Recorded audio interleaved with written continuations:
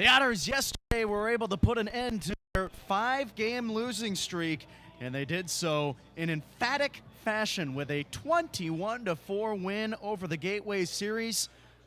Today, it's the rubber match, and the Grizzlies coming in with a 13-7 overall record. Evansville 6-14 on the other end, and the Otters looking for their second series win of the 2024 season.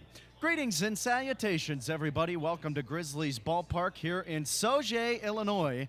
Kyle Chandler joining you for the play-by-play. And, well, as we just mentioned, the Evansville Otters exploding with the bats yesterday. Oh, they set season highs in so many different categories, but just a couple to talk about off the top of the bat. Of course, runs was a big part of that game. 21 runs, a season high, besting their previous best, which was 15 against Florence on May 24th. They also had 23 hits. That was a season high as well. The most extra base hits with 9. And they also had their most home runs in a single game this season with 4. And it wasn't just the offense that performed really well. Johan Castillo, who was on the mound, was absolutely terrific. And he started off the game, well, not so good. Really struggled to command the zone, walked 3 guys in the first inning of yesterday's game, then led off the second inning with a walk as well. But after he rolled a 6-4-3 double play ball in that second frame, all things were smooth sailing for Castillo the rest of the game. His only other blemish in the 4th inning on a 2-run homer, that was after he gave up that 1 run in the first inning, balking home a run in which he allowed via a walk.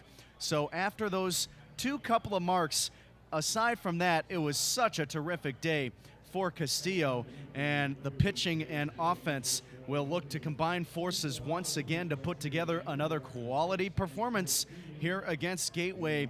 And what a beautiful Sunday afternoon it is at the ballpark.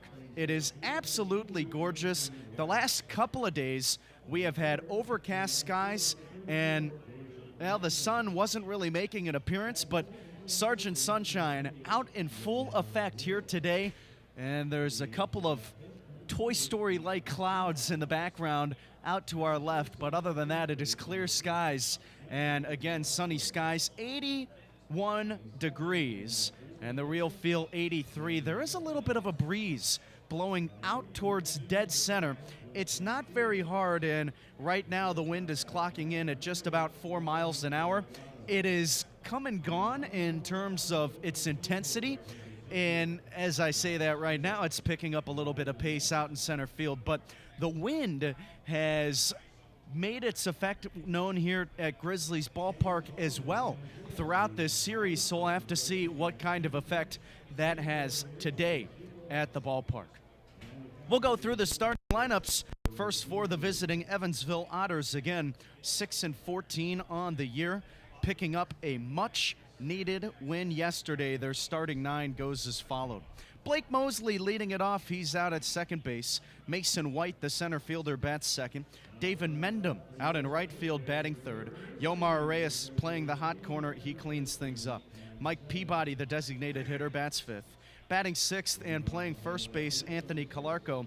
For the Otters, out in left field, Randy Bednar bats seventh. Justin Felix back behind the plate. He bats eighth. And it's Riley Delgado out on the mound, the shortstop. He will fill out the starting 9. Out on the mound for Gateway, Tyler Cornett, a 2-0 win-loss record, and the right-hander making his 4th appearance of the year, all in starts, 13 2/3 innings with a 3.95 ERA. Flipping the book over, taking a look at the Gateway Grizzlies side of things, led at the helm by manager Steve Brook. Their starting 9 is assembled with Andrew Moritz leading it off in left field. Gabe Holt, the second baseman, bats second. Kevin Kraus, the designated hitter, will make his return to the lineup after missing yesterday. He was injured in the series opener, but he is back today as the designated hitter, and he will bat third. Peter Zimmerman out in right field cleaning things up. Jack Thomas Wold, the first baseman, bats fifth, and batting sixth is the third baseman, DJ Stewart. Cole Brannon out in center field batting seventh. Aaliyah Stevens doing the catching. He bats 8th. Filling out the starting 9 is Abdiel Diaz, the shortstop. Towing the rubber for Evansville, Zach Smith. He has an 0-3 win-loss record, 4 appearances on the year, all in starts, and this is his 5th, 22 1/3 prior innings with a 2.42 ERA. Well, it should be a good contest here today, and then you look at the offensive production for Evansville throughout this season so far here in 2023. They've kind of either been shallow on the offensive production side or they have come through in big manners. When Evansville scores 6 runs or more, they are 6-0. When they score 5 runs or less, they are 0-14, and they have only scored 5 runs once. Other than that, they are 0-5 when scoring 3 runs, 0-5 when scoring 2 runs, and 0-3 when scoring 1 run. So the key for Evansville is, can they get consistent offense? But whenever you think of scoring 5 runs or even 4 runs, there are certainly some games where the pitching staff has to lock down and get it together as well to have that nice combination with the offense. That's just something we haven't seen. So we'll see if both sides can combine forces again, and it's not just an offensive shootout or not just a defensive pitching masterful job when the offense cannot come through. And we saw that yesterday. Now, it doesn't have to be that dramatic. 21 runs of offense, only 3 runs allowed by the pitching staff, or 4 runs, I should say. But if they can combine those two to get similar numbers with each other, well, it's only going to help them out down the road. And Evansville has also scored first on 11 different occasions this season. And when they have, they are 5-6. But when the opponent scores first, Evansville is 0-8 on the year. So it is critical for them to get out to an early lead. They are 5-3 when scoring in the first inning. So when their offense is hot, they are putting together runs in that first inning, and Evansville has one of the best offenses in the Frontier League in scoring in the first inning. They have put up 12 runs in the first frame, but they have had a good distribution of wealth throughout their scoring innings, and they have 16 in the second. That's their best number, tied with the 9th inning, 16 as well. So the middle innings have been treating them pretty fairly, but again, that pitching staff really has to do good through the middle 3rd innings. And with that, we're going to take a step aside for the national anthem here on Flow Sports and the Otters Digital Network.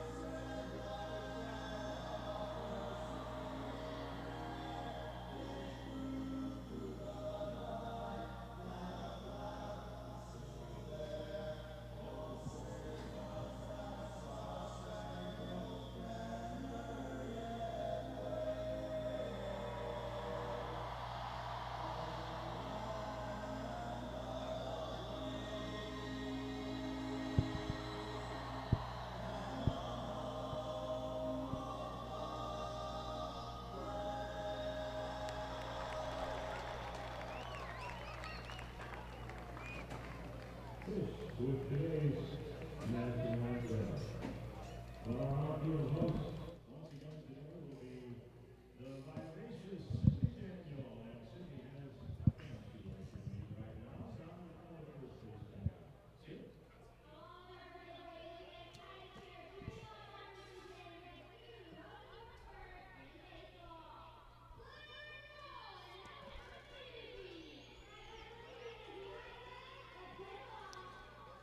It's that time of the day again. Otters baseball coming your way here on Flow Sports and the Otters Digital Network. Evansville coming into this one 6-14 on the season, coming off a huge win against the Gateway Grizzlies, 13-7 they are.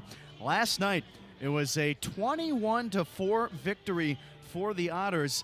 They were able to force a rubber match for this Sunday matinee. Beautiful day at the ballpark, 81 degrees, sunny skies, a few clouds out there, and the real feel 83 degrees, but you could not ask for a more picture-perfect day for baseball.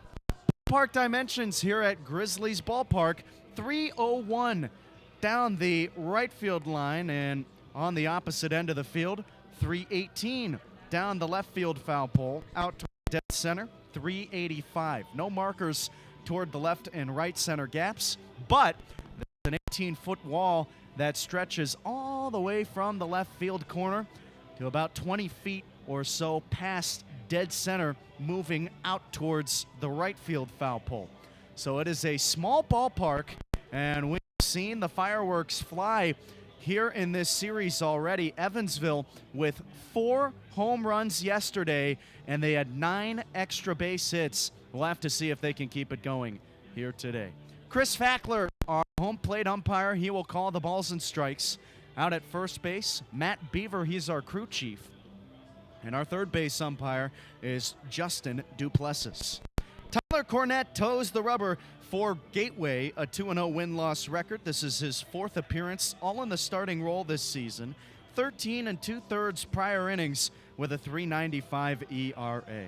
Blake Mosley will dig in from the left side, and it is a righty-on-lefty battle here to begin today's ball game. So the Otters trying to pick up their second series win of the 2024 season. Cornett ready, working from the stretch. The right-hander's pitch is lined down the left field side foul, and it was delivered at 1:03 p.m. And we're underway here in Sauget, Illinois. Mosley 3 for 7 in the series. He did not play in the opener. Next pitch to him misses inside, and the count 1-1. But everybody came through in a big way yesterday. Each guy in the starting lineup had at least a base hit. 8 of 9 guys had at least a multi-hit game. Now the 1-1, swing and a miss, and it's 1-2 to Mosley. Mason White and Yomar Reyes at the top of that list, 4 hits apiece in the 23 total that Evansville garnered as a team. Now the 1-2. Swing and a miss. So Mosley down on strikes. He's out number 1 here in the top of the first. No score between Evansville and Gateway. Coming to the plate, Mason White. Well, it was really just a explosion of the bat for Evansville, and they desperately needed it yesterday, putting an end to their 5-game slide, also putting an end to Gateway's 6-game winning streak. Here's the first pitch to White, and he takes a middle fastball, strike 1. It was a massacre, and those 21 runs and 23 hits were both season highs for the team. Now the 0-1. Misses inside. They also had season highs in home runs yesterday. They put up 4, and that came off 2 people, Randy Bednar and Mike Peabody, each having 2 home runs added to their totals for the season. Now the 1-1 to White, and he watches one a little bit low, perhaps inside as well. 2 balls and 1 strike the count. And they also had a season high in extra base hits with 9. They had 5 doubles to go along with their 4 homers yesterday. The 2-1. Misses a little bit inside. 3-1 now to White. And how about the series that Mason White has had at the plate? 5 for 10 in his professional debut. Now the 3-1. Ground ball hit out towards first, taken on 2 bounces, Wold near the bag. He'll step on it unassisted, and there's 2 down. White has been off to a red-hot start. And we'll see what he can do in his 3rd professional game. Again, he was picked up by Evansville before this series started, and White, a product of Indiana University Southeast, finished his final year of collegiate ball this spring. He has been making his impact known early. Base is empty. Here's David Mendham. The pitch, and it misses a little bit low, 1-0. No score between Evansville and Gateway, top of the first. Cornett trying to work a 1-2-3 inning after setting down the first two guys. Here's his next pitch, and Mendham gets a hold of this one. High and deep out towards right field, and this one's gonna go, it's gone!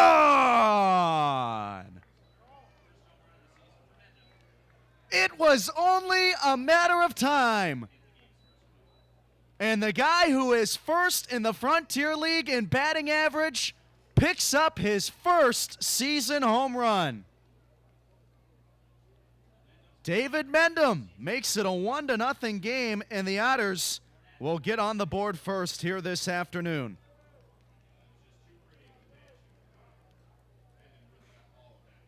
It was one that was left on the inside third, and the left-handed hitting right fielder did not miss it. So now at the plate, it's Yomar Reyes, righty-on-righty battle.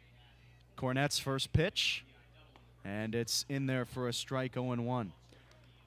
Well, you should have seen the reaction from Peter Zimmerman, the right fielder. He ended up just spinning around out there because he knew it was gone. He was, I don't know what he was doing. Next pitch, swing and a miss, 0-2 to Reyes. He knew it was gone off the bat, so he took a couple of steps back and then just started spinning in circles. Cornett ready, and the 0-2 pitch.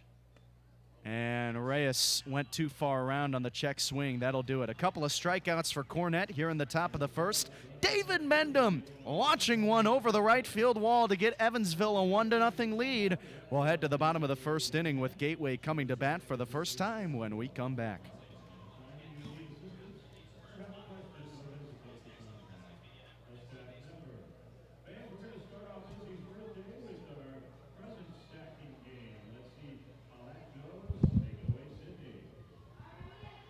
Joey, I don't think your 7-0 score prediction in the bottom of the first inning is going to be correct anymore.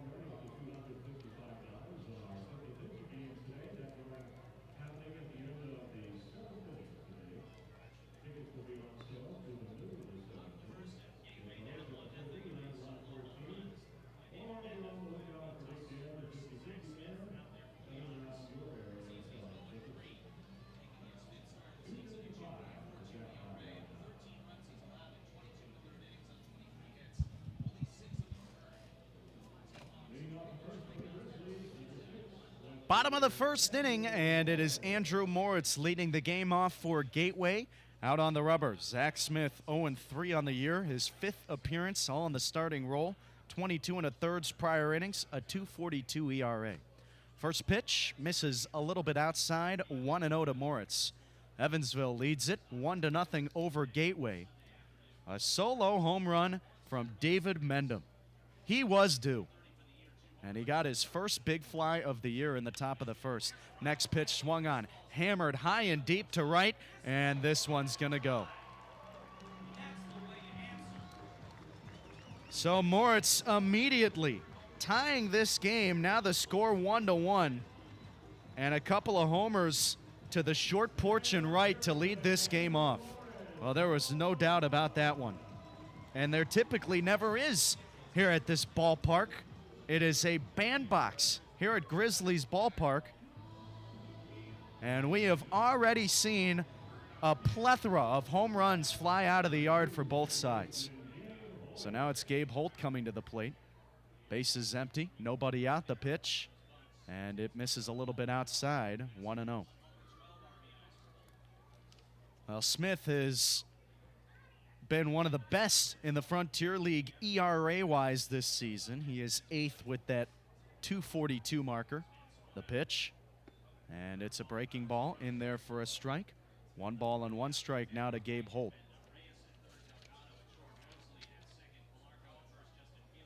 Smith, 6'2", 200 pounds on the scale. Grew up in Katy, Texas. The next pitch he throws misses outside to Holt, and the count 2-1. 4-seam fastball, 2-seam fastball, cutter, slider, changeup in the arsenal. Working with 5 pitches.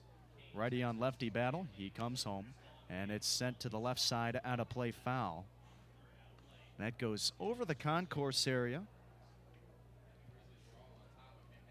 Holt 2 for 8 in the series, and RBI are running a walk. He fell just out of the top 10 in average in the Frontier League yesterday. Batting .345 on the season. The pitch, and he hits a weak ground ball out towards second. Charging Mosley, receives it on 2 hops, and his throw to the bag at first is in time. There's 1 down. So a good bounce back at bat for Smith. 1-1 the score between Evansville and Gateway. And now it is Kevin Kraus coming to the plate. He missed yesterday. If you were with us in the series opener, you would recall that he took a foul ball off his ankle. He had to be pulled from the game, and now he is making a return to the diamond. The pitch to him in there for a strike, and it's 0-1. Kraus 0 for 2 in that game before being yanked. Saw 3 plate appearances, walked once, scored a run, and struck out. Righty on righty battle. The pitch, and it misses low. 1-1. Well, Kraus has been off to a hot start this season. This is his 11th game, 400 batting average, and 35 at-bats. Now the 1-1 from Smith. Big breaking ball, cut on and missed by Kraus. And Kraus was fooled on that pitch. Nice delivery there from Smith. It was a slow bender with a ton of horizontal and vertical movement to it. The pitch misses outside. The count 2 balls and 2 strikes. Zach Smith coming off an appearance against the Washington Wild Things. That was back earlier in the week on the 28th. Hard to believe that it's already June. Here's the 2-2. Fastball just off the inside corner. The count now full. Well, in that last start for Smith, he went 4 2/3 against Washington. Gave up 5 runs, 3 earned. Walked 5, struck out 4. That's been a little bit of a question mark for him. Can he limit the walks? Now the payoff. Swung on, grounded weakly towards third. Reyes fields it cleanly. His throw to first in time, 2 down. Yomar Reyes at third, Riley Delgado at short, Blake Mosley at second, Anthony Calarco at first, and the battery, Zach Smith on the mound, Justin Felix back behind the dish. That's the infield. Out in the outfield, Randy Bednar in left, Mason White in center, David Mendham out in right. Here's Peter Zimmerman. Smith steps and fires, and it's on the inside corner, a called strike, 0-1. Smith has walked 13 guys on the year in his 22 1/3 innings. Not awful numbers, but not where you want to be. Here's the 0-1. And it's swung on and missed. 0-2 now to Zimmerman. On opening night against Windy City, Smith went 6 full without allowing a walk, also struck out 8. After that, He walked 3, then 5 and 5. The 0-2. Misses outside. Blocked by Felix. 1-2 the count. Oh, that Andrew Moritz home run to lead off the game for Gateway was also the first that he's allowed all season. So overall, he's been a tough guy to hit. Now the 1-2. Swing and a miss. So Smith picks up 1 strikeout. Good retaliation after giving up the home run to Moritz. 1-1 the score between Evansville and Gateway. We're heading to inning number 2 on Flow Sports and the Otters Digital Network.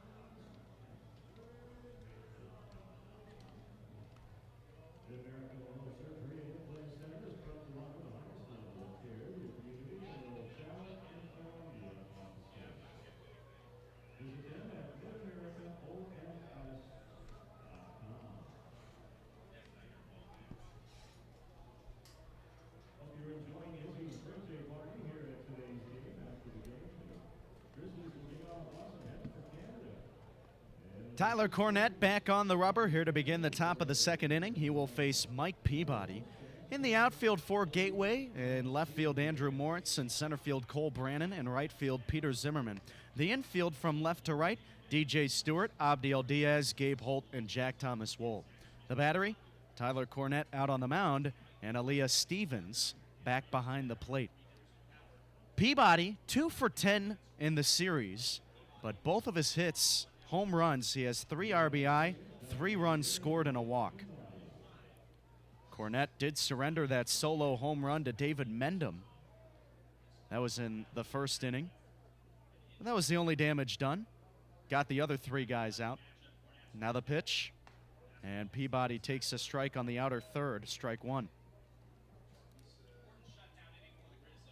And Gateway answered. They had a solo home run to lead off their offensive game from Andrew Moritz. Here's the 0-1. Misses outside. Cornett 2-0 on the year, 4th appearance of the year. 13 2/3 prior innings and a .395 ERA coming into this game. Now the 1-1 to Peabody. And it's inside. He gets brushed off the plate. 2 balls and 1 strike the count. Evansville, and they're all grays. That's what they wore yesterday. So if it ain't broke, don't fix it. Blue Otters going across the chest, blue numbering on the back. Here's the pitch. And Peabody checks his swing, holds up in time on a pitch that missed low. 3-1 the count. Gateway in their all whites, the blue sleeves on the tops, and they have their blue hats. Here's the 3-1 to Peabody. Swinging a big cut, foul tip into the glove of Stevens. And the count now full. 14 pitches for Cornett in that first inning, 9 strikes. Threw first pitch strikes to 3 out of the 4 guys that he saw. Righty on lefty battle. And the payoff. Misses upstairs, ball 4. Close pitch, maybe a smidge outside as well.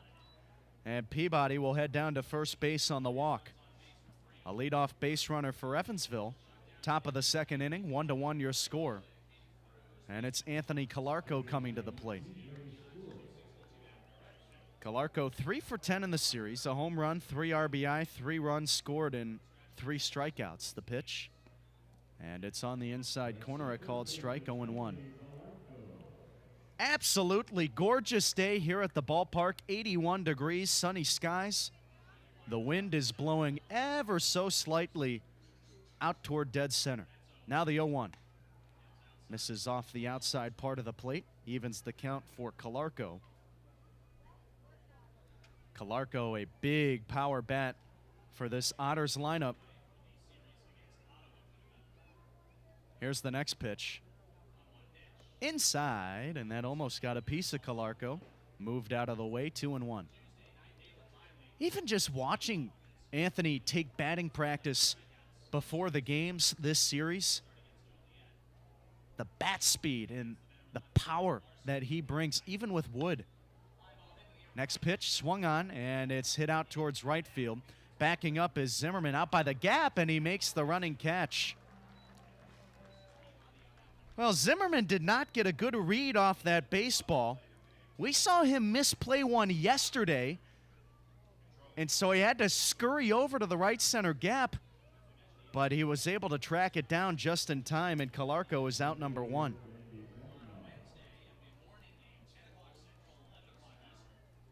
Well, in home runs, Evansville is 4th in the league with 19.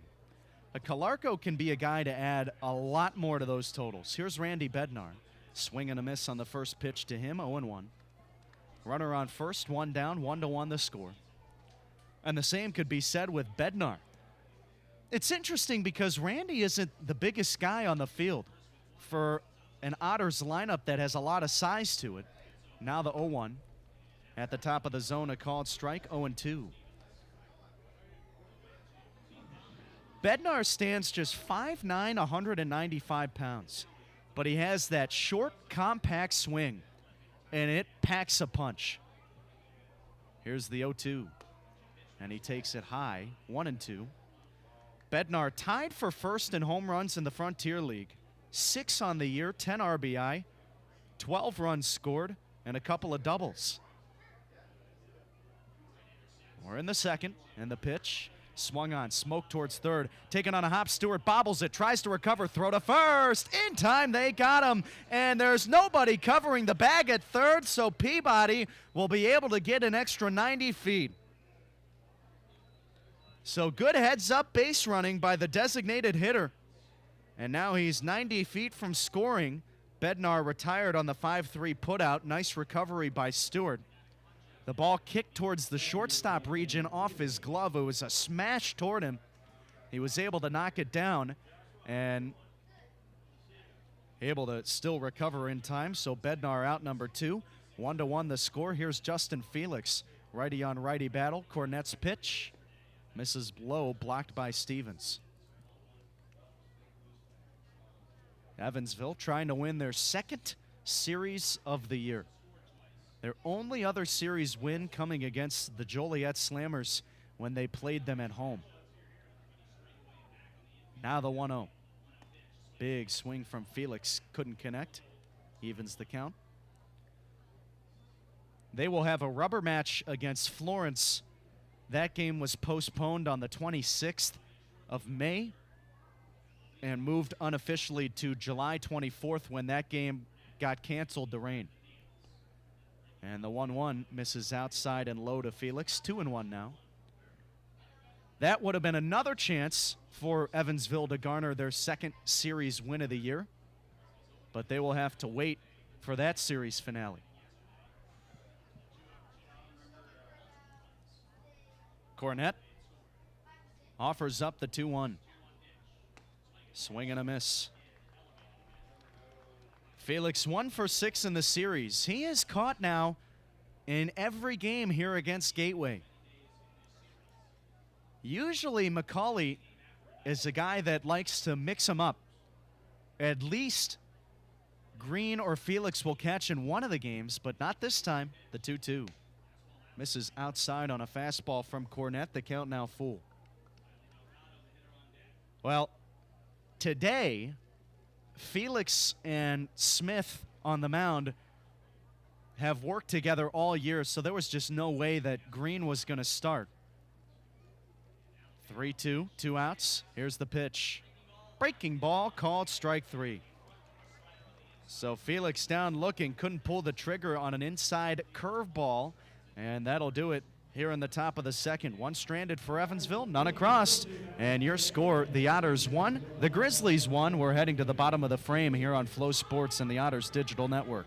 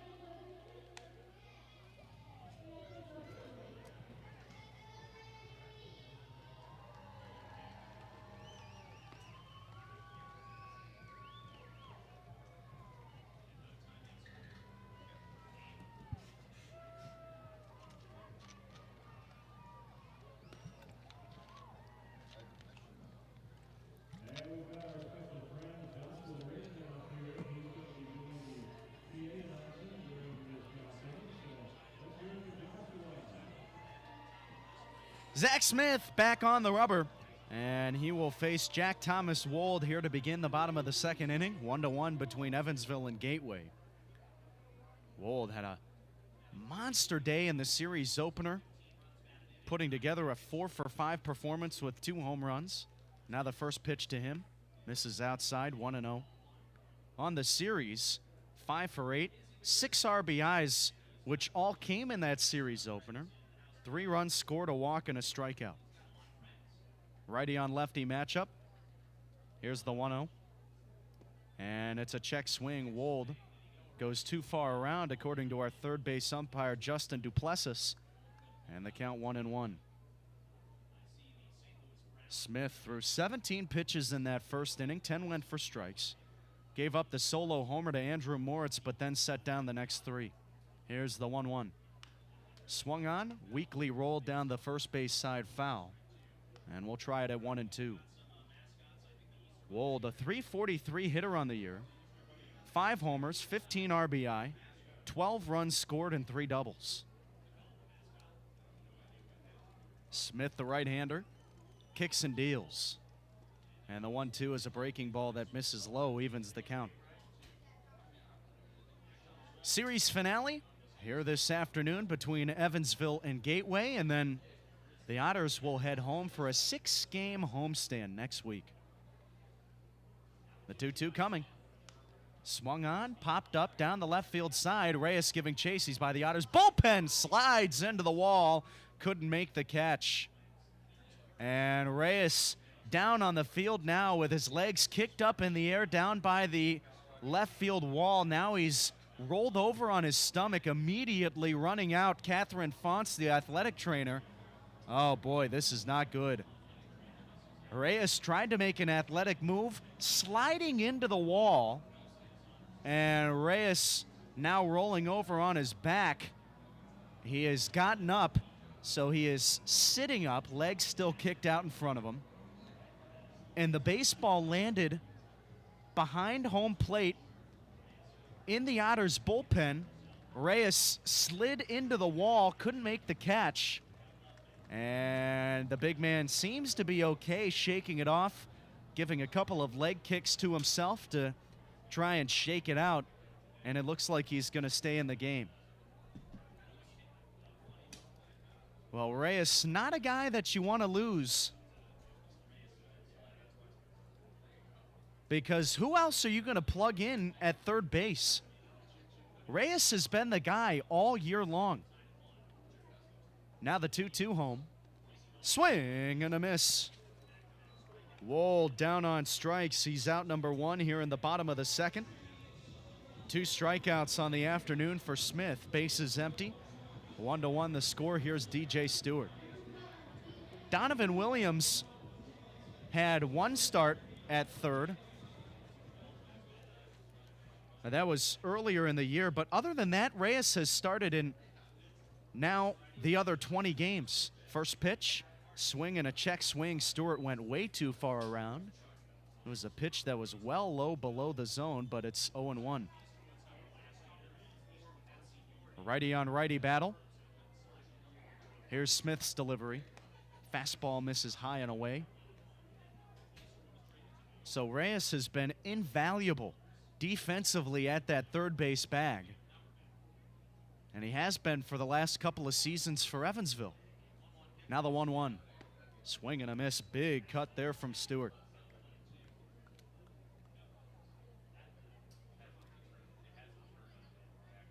And again, throughout this defensive order, we have seen Andy McCauley switching some things up. Blake Mosley out at second base for his second game this season. The 1-2. Swing and a miss. 3 strikeouts in a row dating back to the first inning. And Smith sets down Stewart. There's 2 outs, bases empty, and it's Cole Brannon coming up. 1-1 the score between Evansville and Gateway. And Smith trying to answer Cornett after he threw a scoreless top of the second. Trying to do the same thing here in the bottom of the inning. First pitch at the top of the zone, called the strike to Brannon. And it's 0-1. Brannon 3 for 6 in the series. He ended up having 2 at-bats out of the pinch hitting role in the series opener, had the start yesterday. The 0-1 misses downstairs. Brannon, a home run, an RBI, a run scored, 2 stolen bags, and a strikeout. Righty on lefty battle. Here's the pitch. And it misses downstairs. 2 balls, 1 strike the count now to the center fielder. Well, he came in that series opener because, again, Kevin Krause went down with that injury. And so he had to come in as a pinch hitter, saw 2 at-bats. Now the 2-1. And he pops this one up. Down by the left side, again towards the bullpen. Watch out, Reyes. He's over there. Makes a catch over the shoulder, falling to the turf. Great play by the third baseman.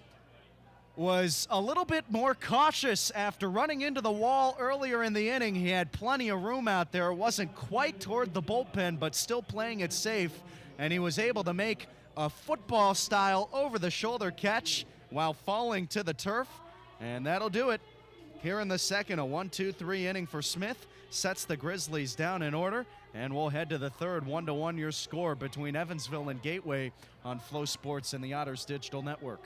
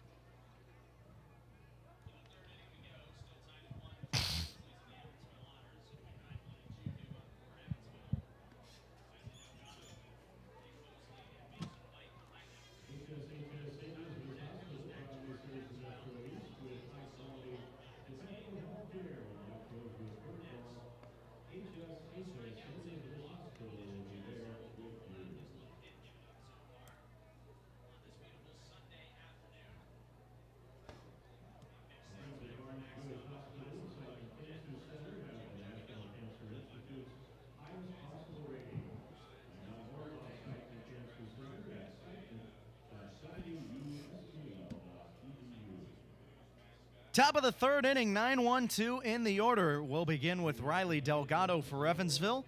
And they're all knotted at one with Gateway. Tyler Cornett back on the rubber. And his first pitch home is tapped at the plate. Foul goes off of Delgado. Trickles into the infield and still a foul ball. 0-1. Well, we had the chance yesterday to tell the story of Riley and Casey Delgado playing on the same field together for the first time, but we're going to go ahead and tell it again. The 0-1 home, and it's slapped to the screen, foul. 0-2. So Riley and Casey brothers, and Casey is a good 6 years older than Riley is. So during Little League, their youth days, high school, college ball, never had the chance to play together. Now the 0-2. Misses downstairs and away. 1-2, the count now to Delgado. Casey a pitcher and Riley a shortstop. And they had the chance to play together for the first time as teammates ever in the series finale earlier this week against Washington. Here's the 1-2. Misses outside, taken by Delgado. So we had the chance to ask Riley about that moment, and he said it was a top 3 moment for him ever in the game of baseball. It gave him chills. Now the 2-2. And he lines one back up the middle. That'll get through for a base hit. Rolls into center field. It'll find the glove of Brannon. Taking a turn and throwing out the anchor there, Delgado. And it's a leadoff base hit for Evansville here to begin this top of the third. 1-1 the score. Blake Mosley, the leadoff hitter, coming up. And it was only fitting that Casey ended up throwing a pitch that resulted in a ground ball hit to Riley as the first batter of the game. And Riley was able to throw the runner out. Mosley squares the bunt, pulls it back, but our home plate umpire, Chris Fackler, is going to say he offered up. So I asked, what was going through your head when that ground ball was hit to you? And Riley said, just stay down, just stay down, just stay down. He didn't want to boot it. Now the 0-1. Misses down low. But what a great story. And that is a memory that those two will never forget. Casey, after the game, had trouble taking off his jersey because he was just so in the moment. Now the 1-1 home. And it's at the knees, a called strike. 1-2 to Mosley. And another great thing about that story, both guys taking off time from professional baseball. Riley had not played since 2022. He didn't play last year. Now the pitch misses downstairs, and Delgado will head to second as that ball got away from Stevens. So make it a wild pitch. It didn't kick too far away from Stevens, the catcher, but just far enough. And Delgado got a good jump to be able to advance to second. 2 balls and 2 strikes now to Mosley. Casey, on the other hand, had not played pro ball since 2020. And they both got the itch to come back and play, and they were able to do it on the same club. Next pitch in there, a called strike 3 to Mosley. Backdoor breaking ball from Cornett, and the second baseman couldn't pull the trigger. Second time he's fanned here this afternoon. Top of the third inning, 1-1 the score between Evansville and Gateway. It's Mason White coming to the plate. Runner on second, 1 out. Righty on lefty battle. And the pitch from Cornett. Swinging a roller out towards first, taking on 2 ops. Wold flips to the bag at first, covering Cornett, and there's 2 down. So moving up to third, Delgado. It's a productive out. And now there's 190 feet from scoring in this 1-1 ball game between Evansville and Gateway. And it is the ever dangerous David Mendham coming to the plate. Mendham had a solo home run in his first at-bat. And now looks like we're going to have time called.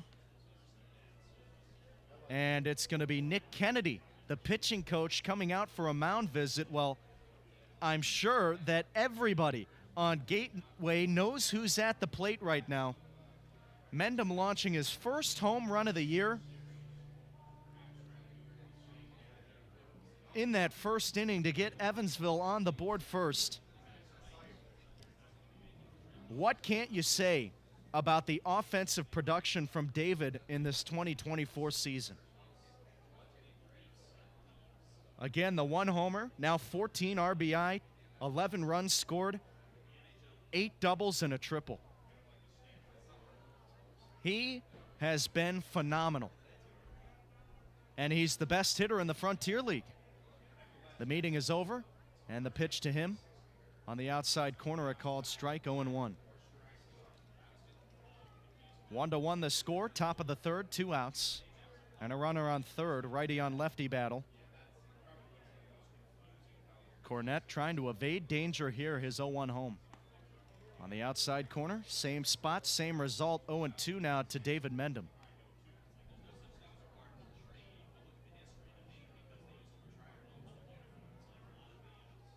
So Mendham calling time, and he will think things over, trying to come up with a plan of attack, choking up on the bat with 2 strikes. Here's the pitch. Inside, that almost got a piece of him. Well, when you have a guy like Mendham down in the count 0-2, as the pitcher, you cannot let an opportunity like this go to waste.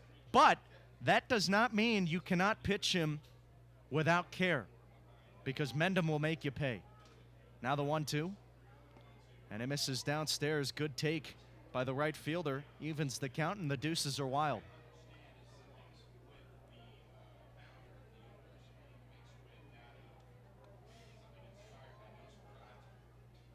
Delgado on third, Reyes on deck.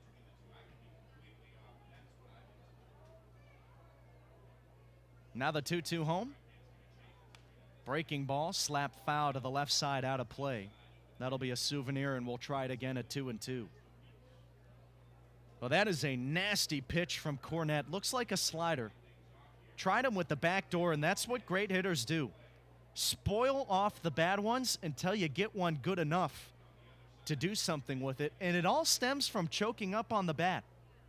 Now the 2-2 home, and Reyes has a soft line drive that will end up being a ground ball in the infield, hit out towards second, charging Holt, and his throw to the bag at first in time. The side is retired. So another runner stranded on third for Evansville. No damage done here in the top of the third. Evansville 1, Gateway 1, and we're heading to the home half of the inning on Flow Sports and the Otters Digital Network.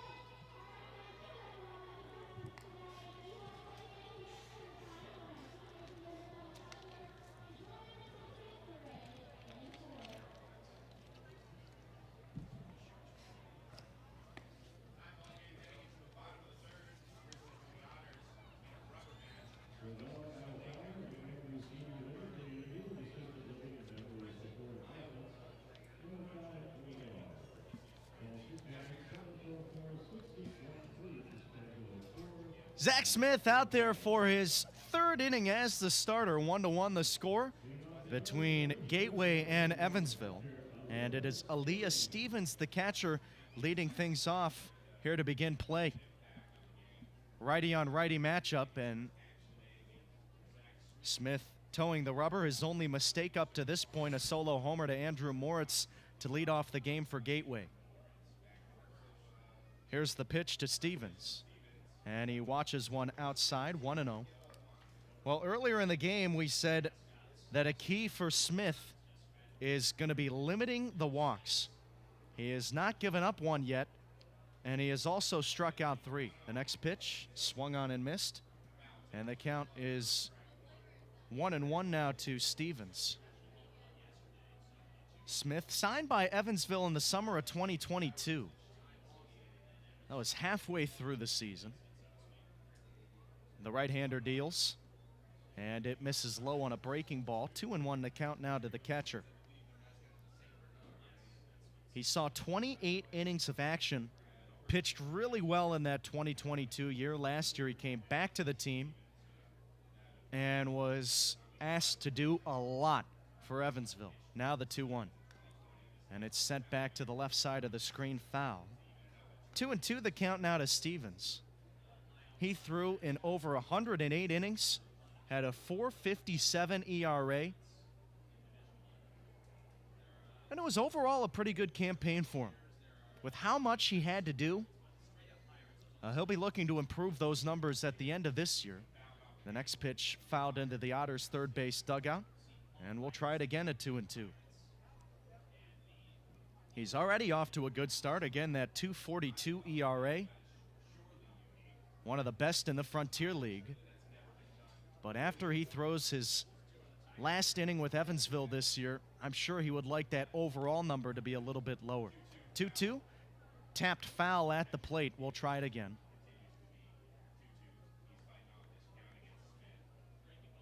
Smith's professional career ignited in the Atlantic League in 2021. Pitched for Lancaster, saw 50 innings on the hill.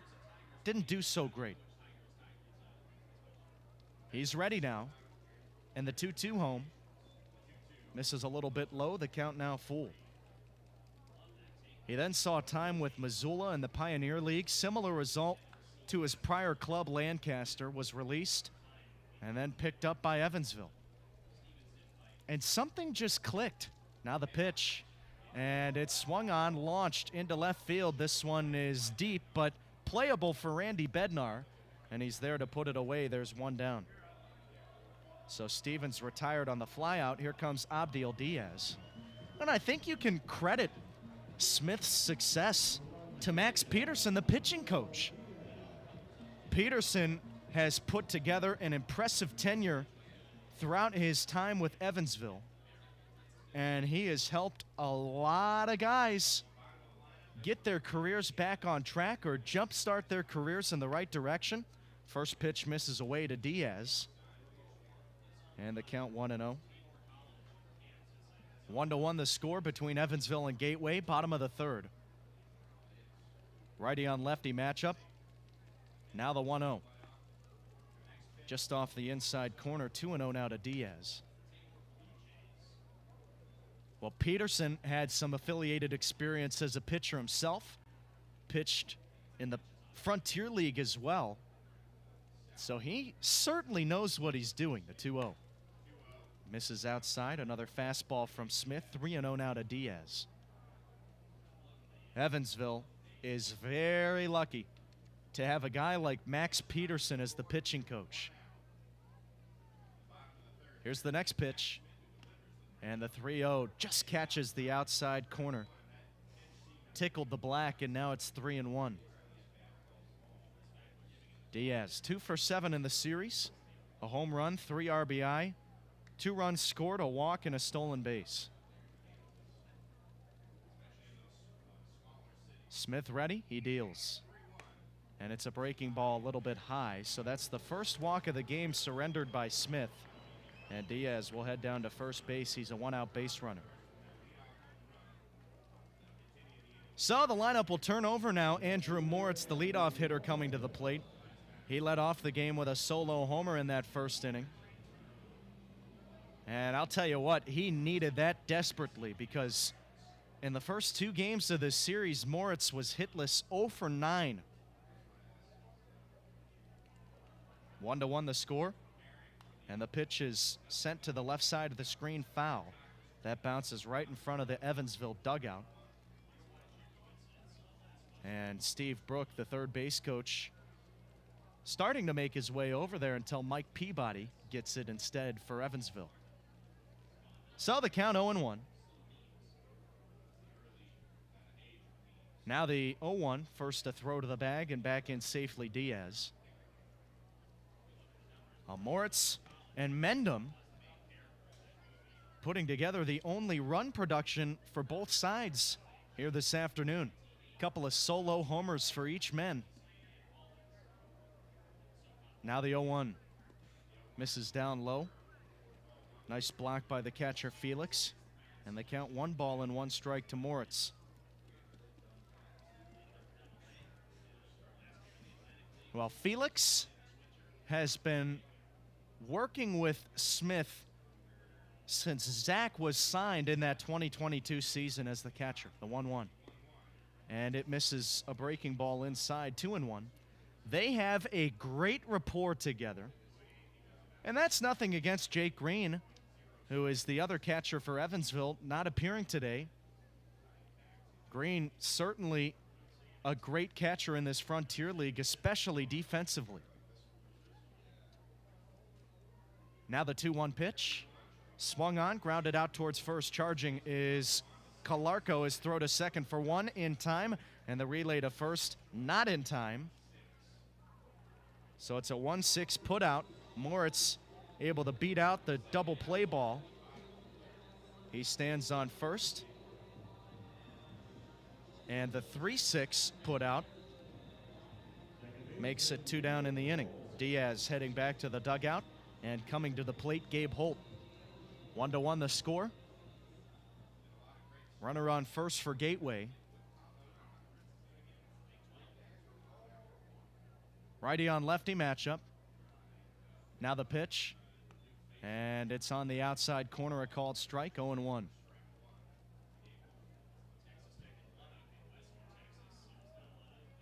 Hold 0 for 1 here this afternoon. Grounded out his first time up. The right-hander Smith ready. He comes home. And it's a fastball on the outside corner, a called strike, 0-2. Just to go on about Smith and Felix, the battery, if you can get good chemistry with somebody that you feel comfortable with, as the pitcher you don't want to change, and as the manager you have to realize that, which Andy McCauley of course has. So they work together all the time in game. The 0-2. Breaking ball sent back to the screen, foul, and we'll try it again. And the two just work so well together, and they've been able to develop that connection since that 2022 season. It really came to life last year in the 108 plus innings that Smith was able to work on the mound. A large part of those being thrown to Felix. Now the 0-2 home. First to throw to the bag, and back in there safely Moritz.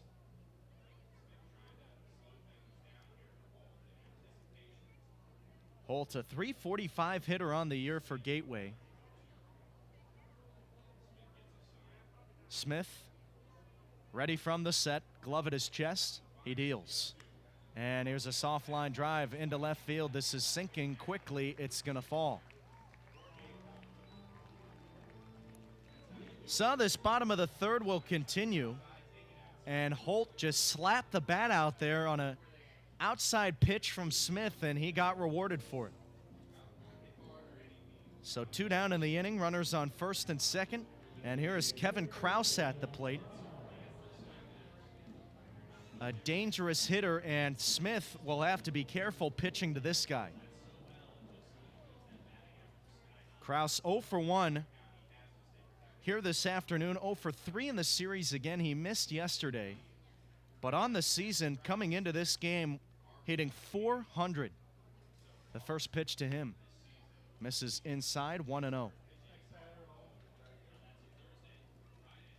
Krause lost his 5-game hitting streak in the series opener against Evansville.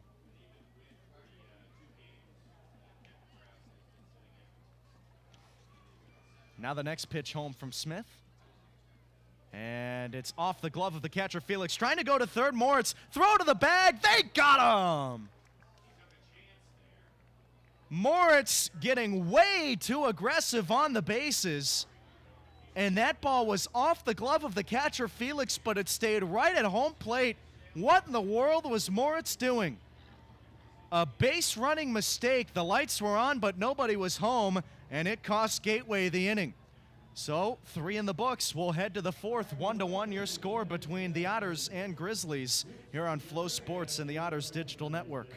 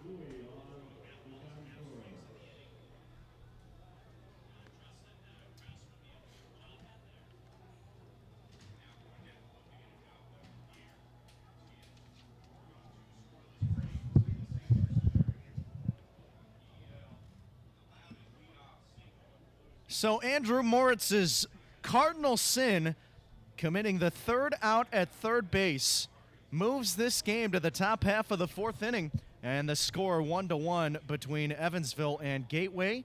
Tyler Cornett back on the mound. He will face Yomar Reyes as the first batter. Reyes 0 for 1 here this afternoon with a strikeout. Reyes trying to extend his 4-game hit streak. In that Florence series, he struggled last week, and in the first game against Washington this week, he was hitless, but he has really started to figure it out later in the week. 5 for 12 on the series against Gateway, 2 RBI, a double and a run scored. Cornett ready at the belt and working from the stretch. His first pitch inside, and that makes Reyes lean out of the way. Count 1-0. Cornett, 52 pitches, 30 strikes. He has thrown first pitch strikes to 10 of the 13 guys he has seen. The pitch, and this ball smoked out towards center field. And Brandon misplays it at first. This is going to be over his head, and it one-hops the wall. Cruising into second base, Reyes. Brandon was moving in off the bat initially, and he got burned out in center field. So we have seen this Grizzlies outfield misplay numerous balls now, not just from Peter Zimmerman, the right fielder, but also now from Cole Brandon, the center fielder. And that time, it cost him. Reyes with a leadoff double. Here's Mike Peabody. Righty on lefty matchup. Cornett ready. And the pitch home. Swung on line back to the screen, foul. 0-1 to Peabody. He walked his first time up. That was a 6-pitch affair between him and Cornette. So a chance to retake the lead here in the top of the 4th inning for Evansville. A runner in scoring position. And now the pitch. Peabody squares the bunt, gets it back toward the mound. Cornette will go to third, and they're going to nail Reyes. A little bit of a high throw, but Stewart able to apply the tag, and Reyes dead to rights on the bases. So a failed sacrifice bunt. Instead, it goes down as a 1-5 fielder's choice. And so Peabody on first. That was a mistake from Evansville. Now the first pitch to Anthony Calarco, a ground ball down the first base side foul. Well, Peabody didn't square to bunt on that first pitch. Again, he fouled it back. That's why you can't bunt the ball back to the mound. Here's the 0-1 home.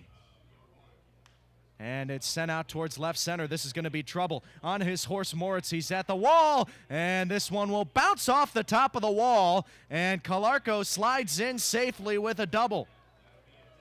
Peabody able to advance up to third. So the pot brewing once again for Evansville. 2 doubles here this inning. One from Reyes, one from Calarco, and now Cornette in some trouble. He will face a dangerous Randy Bednar. 2 home runs here this series. 3 home runs this week. And Bednar 4 for 10 against Gateway. That includes his 0 for 1 performance this afternoon. Grounded out his first time up. The first pitch to him, down low, a nice block by Stevens. And it's 1-0. 1-1 the score between Evansville and Gateway. And the Otters have 2 ducks in the pond, a chance to bust this one open. Righty on righty battle. Now the pitch home. And Bednar chops one down the third base side foul. 1-1 the count. Jack Thomas Wold, the first baseman, playing far off the bag, even with first base. Middle infielders back in shallow right center and left center. And the third baseman, Stewart, way off the bag as well, a couple of steps behind third. Now the 1-1. And Bednar puts a charge into this one. High, deep towards center field. Brannon at the warning track to make the catch. This will certainly be good enough for a run. Coming in to score Peabody, and he makes it a 2-1 Otters lead.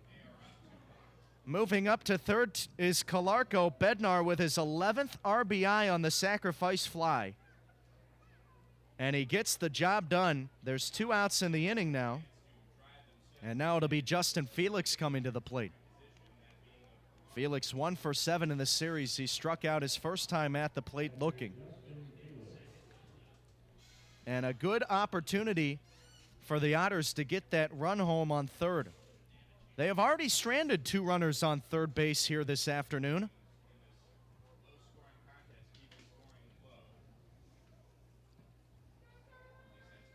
Righty on righty matchup, the pitch. Swing and a miss, and it's 0-1 to Felix.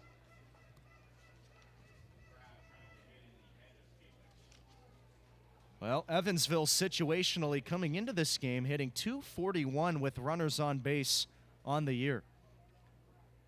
Now the 0-1. And Felix takes low.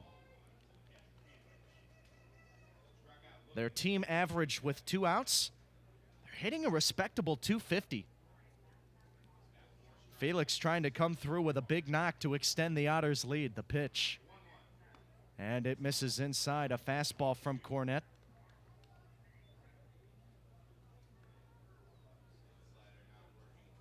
.63 total pitches for Cornette now. Pitch number 13 of the inning coming up. There it is. And Felix pops it up. A towering fly ball into the infield towards the left side, calling for it the third baseman Stewart, and he makes the catch about 5 feet back behind the mound towards the left side of the infield. The inning is over. So Evansville takes the lead on the sacrifice RBI fly from Randy Bednar. and they lead it 2-1 over Gateway. We're heading to the bottom of the fourth.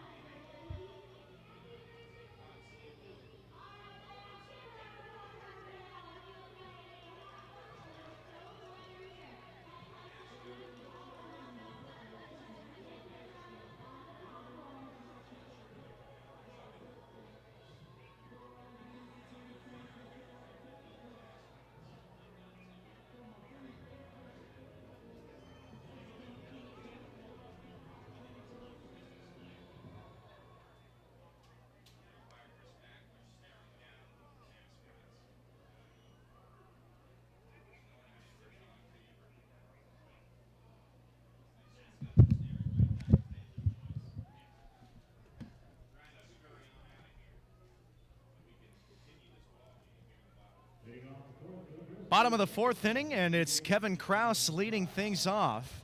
And back on the rubber, Zach Smith. 2-1 your score. Evansville leading Gateway.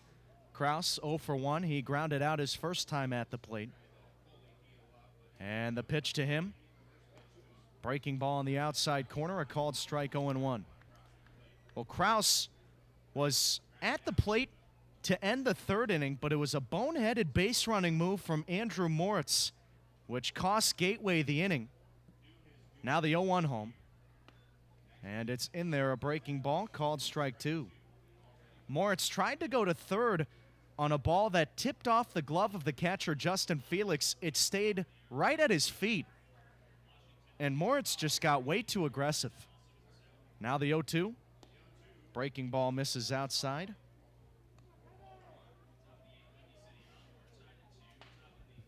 Smith, 57 pitches, 33 strikes here this afternoon.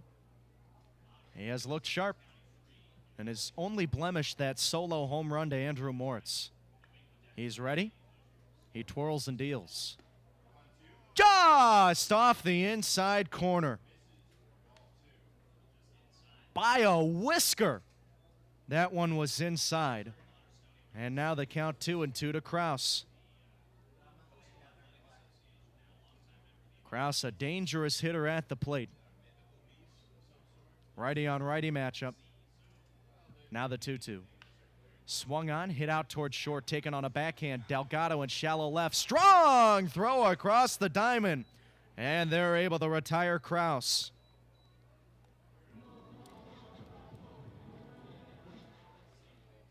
So a 5-pitch out to begin this bottom half of the fourth inning. Bases empty for Peter Zimmerman. Zimmerman 0 for 1. He struck out swinging his first time at the plate. Smith with 3 strikeouts and a walk in this outing. First pitch to Zimmerman, a breaking ball on the inside corner. And the count, no balls and 1 strike. Zimmerman 2 for 7 in the series. The 0-1 misses outside. Alongside Randy Bednar, Zimmerman also in a tie for first in home runs. 6 on the year for him. 14 RBI, 12 runs scored, and 5 doubles. Smith ready, and the 1-1 misses just below the knees. 2 balls and 1 strike now to Zimmerman.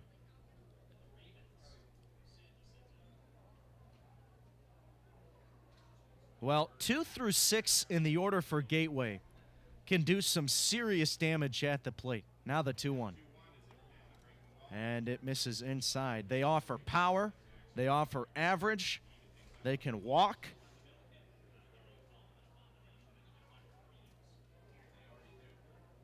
And the only downside is that this Gateway team strikes out a lot. Now the 2-2. Swung on, hit hard towards second. Taken on a bounce. Mosley fields it cleanly. He's up with it, and his throw to first is in time. There's 2 down. Gateway, 12th in the Frontier League in strikeouts. 134, including the 3 that Smith has this afternoon. While Evansville, not good. They are dead last in the most strikeouts. 191. So here's Jack Thomas Wold, and the pitch swung on, lined under the glove of Calarco. This is heading down the line, cut off by Mendham, and he'll get it in quickly to hold Wold to a single. Nice play by the right fielder. And it's a 2-out single for Wold. He will extend this bottom half of the 4th inning, and it's DJ Stewart coming to the plate.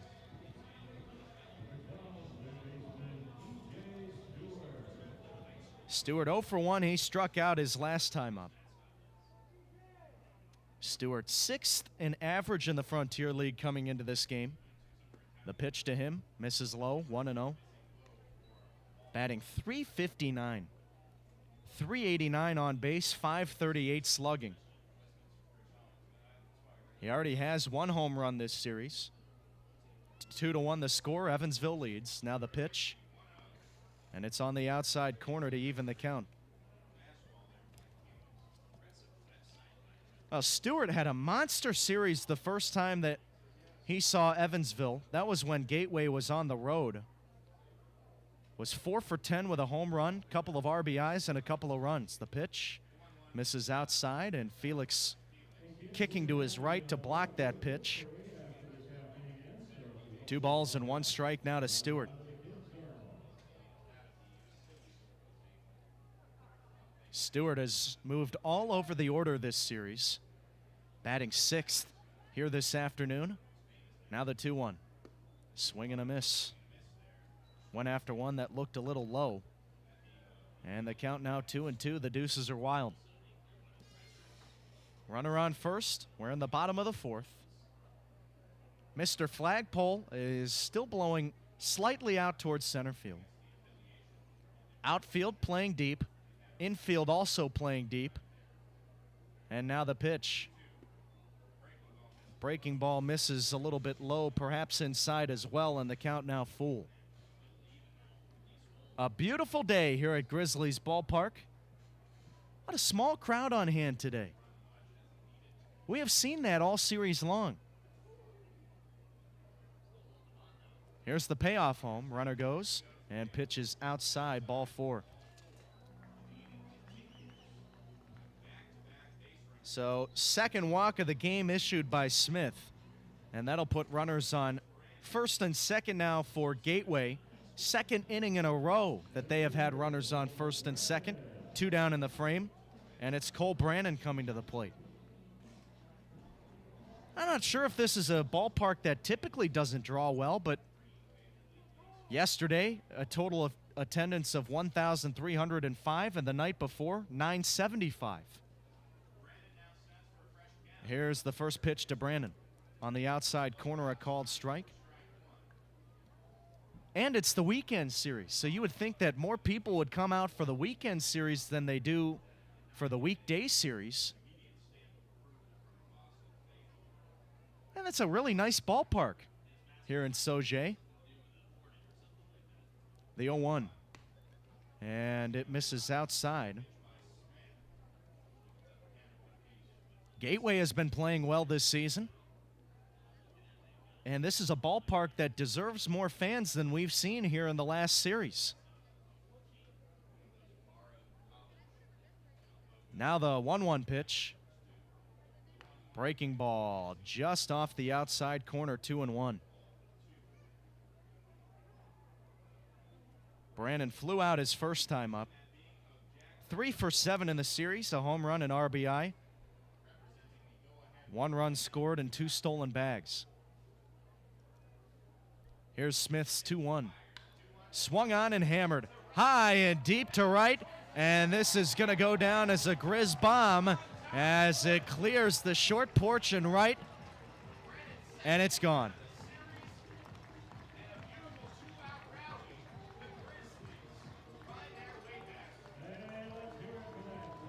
So just like that, a 3-run homer from Cole Brannon gives Gateway a 4-2 lead.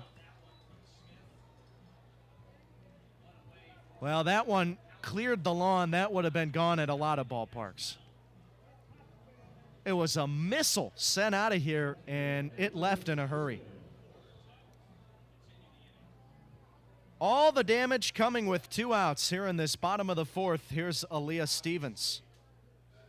The pitch, high, 1-0. So the Otters will have to play from behind once again. And this is a team that has struggled when having to do that. Now the next pitch home, and the 1-0 is swung on and missed, evens the count. When trailing after 4 innings of play, Evansville just 1-9. They had 1 comeback win against Joliet earlier in the season. That's it. Now the 1-1. Misses outside on a breaking ball from Smith. 2 balls and a strike now to Stevens. Stevens had his first professional game yesterday, and he made it count, 1 for 3 with a walk and a home run. Bases empty, 2 outs. Here's the pitch. And this ball's lined back up the middle. It's going to get down for a base hit. 4 base runners in a row, all coming with 2 outs here in this bottom of the 4th inning. 3 with hits and 1 walk. And now it's Abdiel Diaz coming to the plate, but first Max Peterson calls time, and he heads out toward the mound to have a meeting with Smith. Well, Smith was looking really, really good up until about this inning. He gave up that 1 home run to Andrew Moritz to lead off the game, but then he retired the next 7 in a row. After that, he gave up a walk in the 3rd, but no damage done, as well as a single. Got some help on a caught stealing, but here in the 4th, things are starting to unravel for the starter.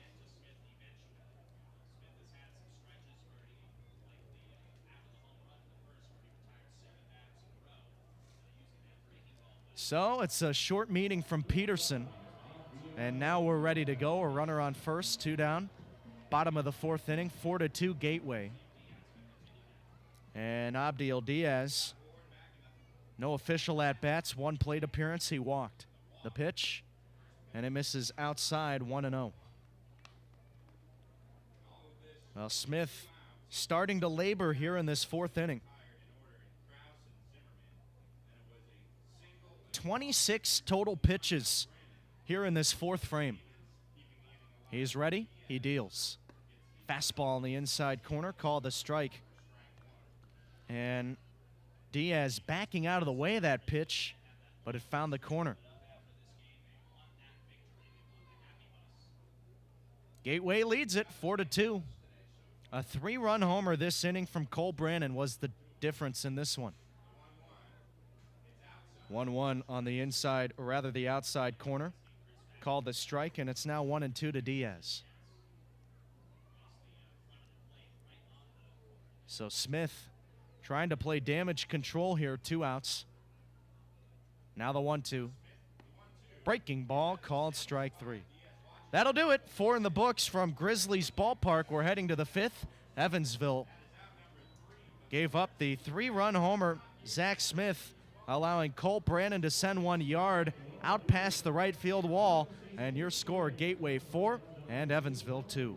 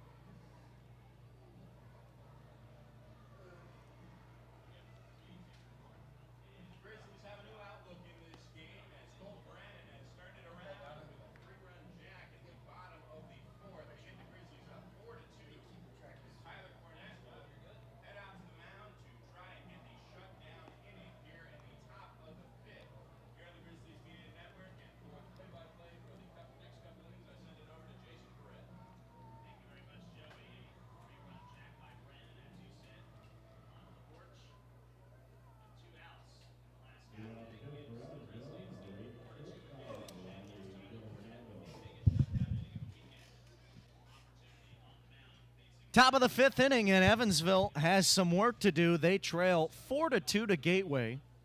And at the plate, it is Riley Delgado, the first pitch in there for a strike, and it's 0-1.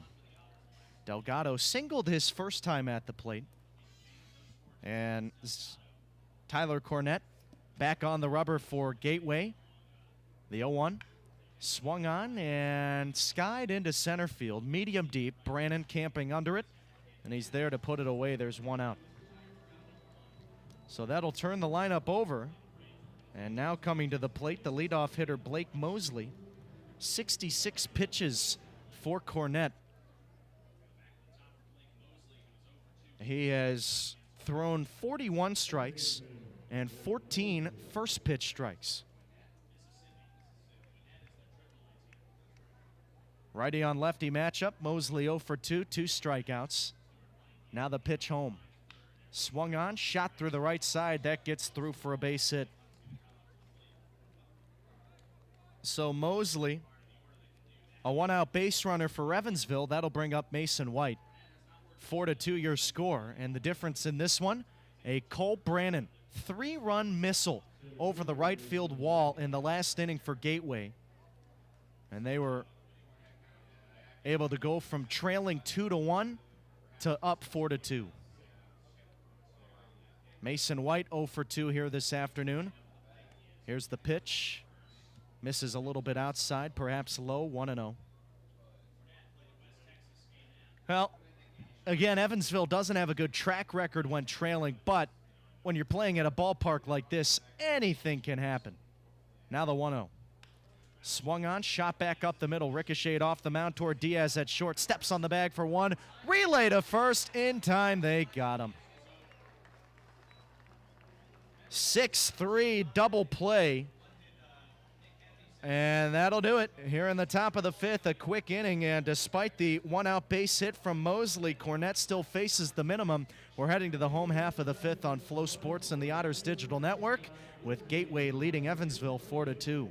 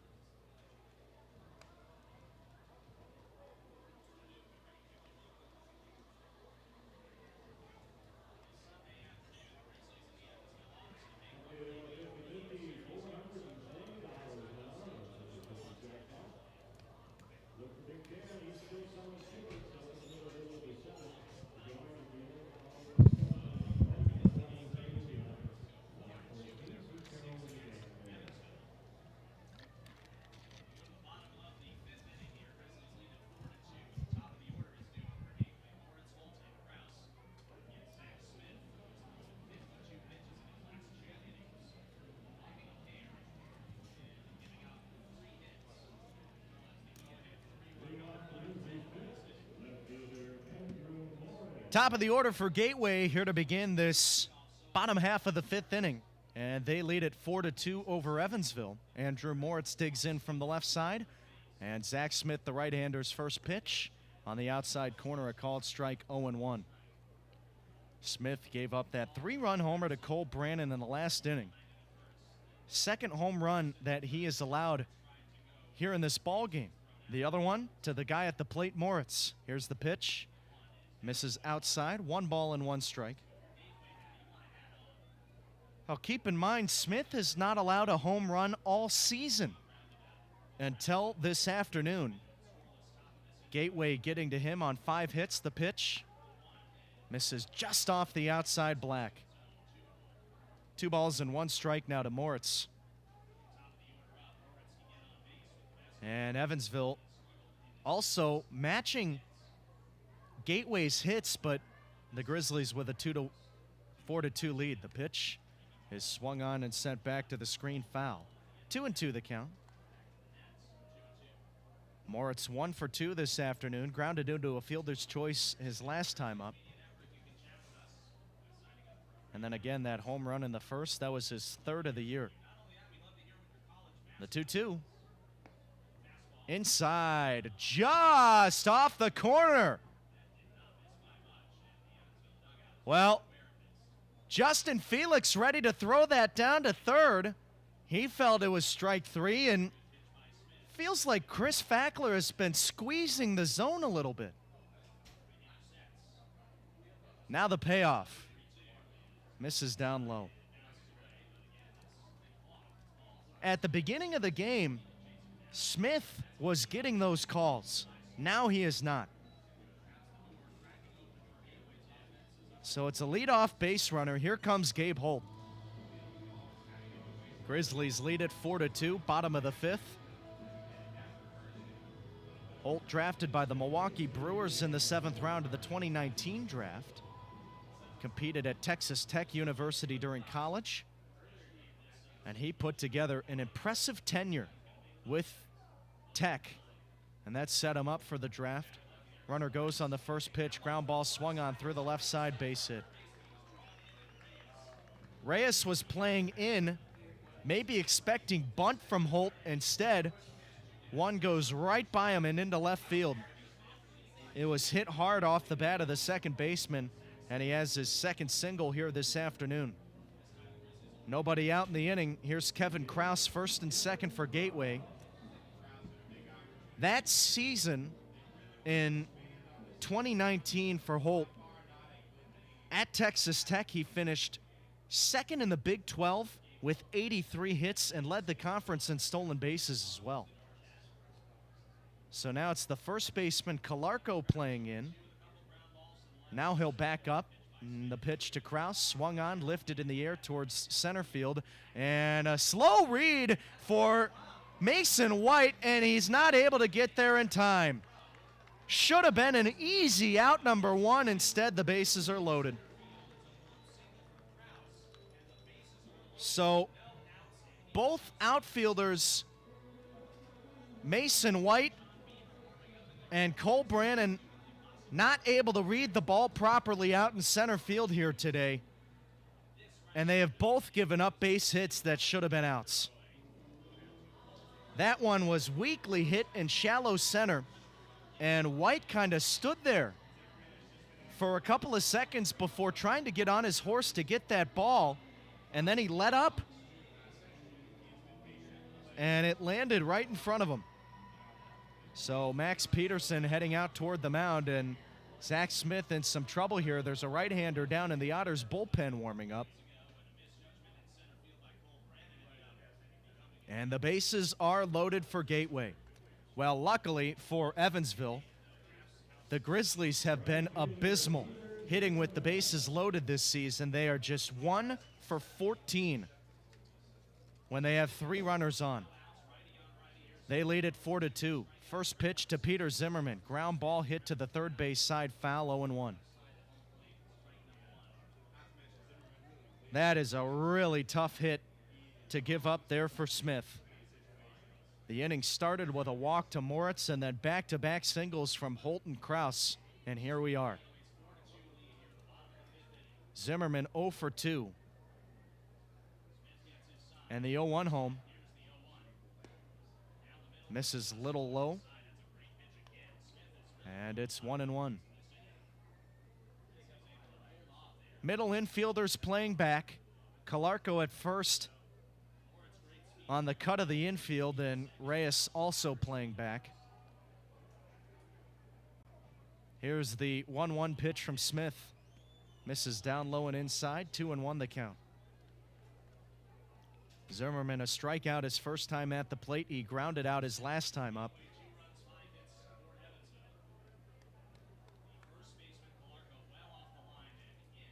Zimmerman spent a year in St. Louis with St. Louis University during his college days. The 2-1. And where in the world did that one miss? Smith throwing his arms up in the air saying, Fackler, where was that? Looked to catch the entire plate, and it was called a ball. So now the count 3-1. And the pitch inside, ball 4. Smith walks a run. And it's now 5-2 Gateway.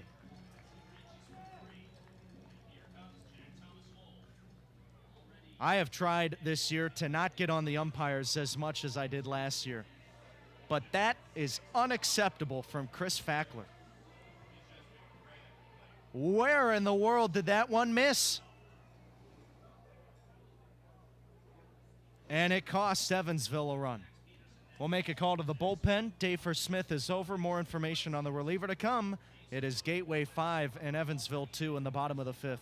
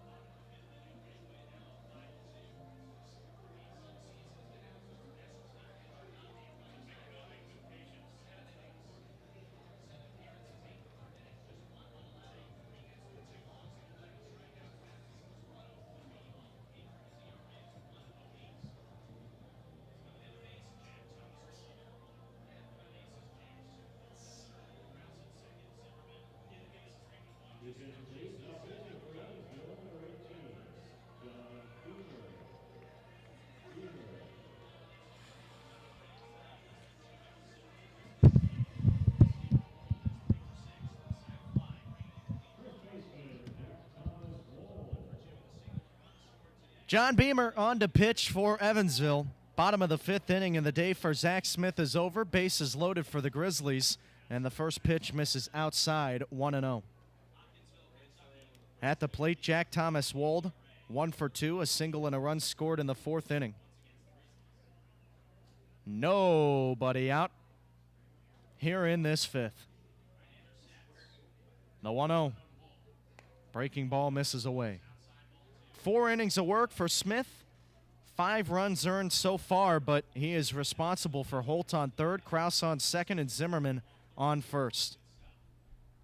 Looked like it was going to be a good day through the first 3 innings. And in the 4th, the Grizzlies got to him for 3 runs, and they have a chance to add more here in the fifth. They've already plated one. Next pitch, a ground ball hit out towards first. Calarco spins, throws to second. They're able to get the force out at second to retire Zimmerman for out number one, but that is all. Coming in to score, Holt. Make it 6-2 Gateway. Moving up to third, Kraus, and standing on first, Wold. After the 3-6 fielder's choice, comes with an RBI. And now make it 6 runs that Smith has given up here today. He is still responsible for Kraus on third. And now it's DJ Stewart at the plate. One out in the bottom of the fifth. The pitch, swing and a miss. Well, Beamer called upon to try and play damage control. He has been one of the best relievers out of the pen for Evansville this year.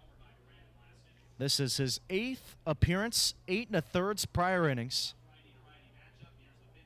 Here's the 0-1 home. And it's a breaking ball that misses inside.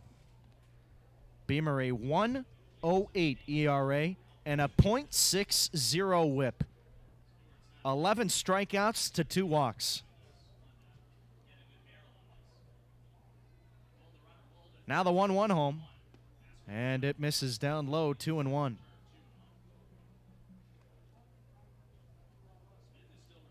Stewart 0 for 1. Struck out his first time up, walked and scored in the fourth.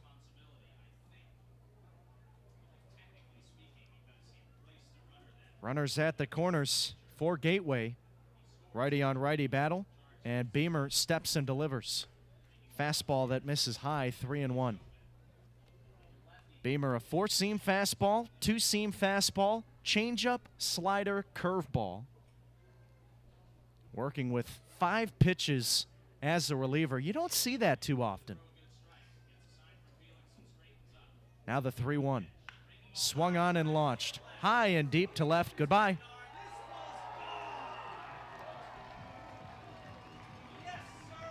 The Grizzlies have blown this game open. And they lead it 7-2.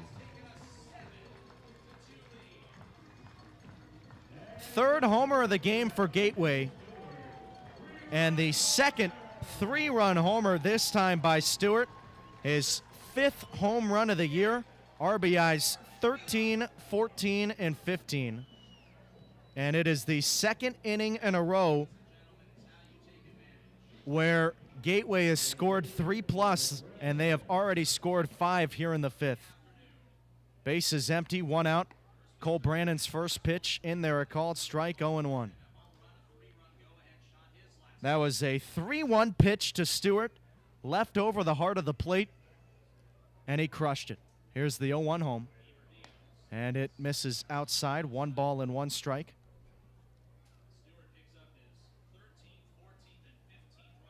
Well, things are going from bad to worse.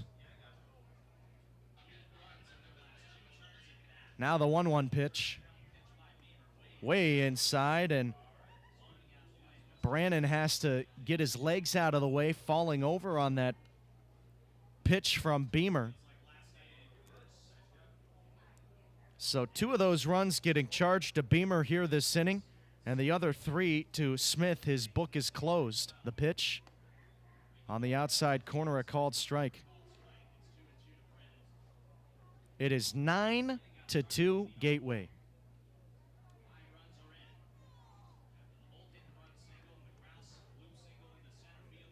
Here's the 2-2 pitch.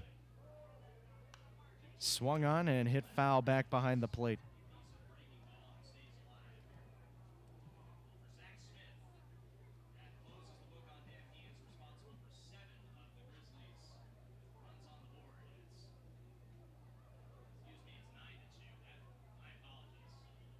The next pitch, inside, and the count now full.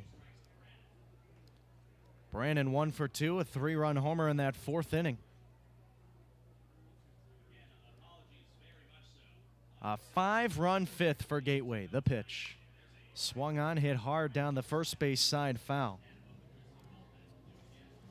So with the book closed on Smith, he officially gives up 7 of the 9. Another tough day at the office for him. Here's the pitch. And the 3-2 misses inside, ball 4.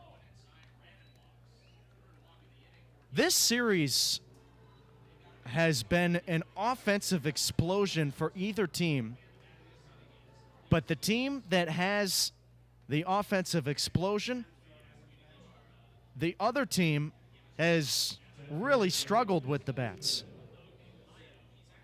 So it was 11-2 Gateway in the series opener, 21-4 Evansville yesterday, and now it is 9-2 Gateway here this afternoon. First pitch, high and inside to Aaliyah Stevens, 1-0. It has been an odd series, to say the least. And we'll see if Evansville has any fight. But they are in serious danger of dropping back to 9 games below 500. Next pitch in there, a breaking ball from Beamer. 1-1 the count now to Stevens.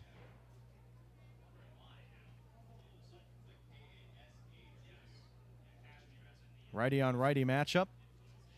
And Beamer throws to the bag at first. Back in safely is Brannon. The Otters 7.5 games outside of the leaders of Washington and Schaumburg. They are both 13-6. Gateway a half game behind those two teams, 13-7. Now the pitch. And it misses down low, 2-1. Well, we said once July rolls around, those wins and losses start to mean a lot more. It's the beginning of June, and Evansville off to a good start, 1-0, but boy, oh boy, it has been rough here today.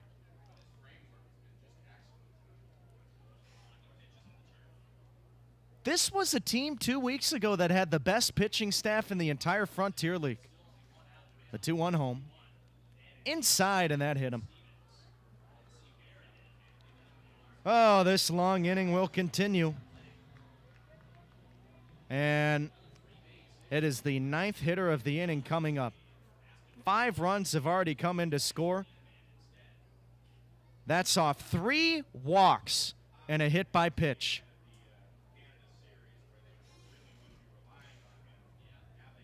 And now it's Abdiel Diaz coming up. First and second, 1 out.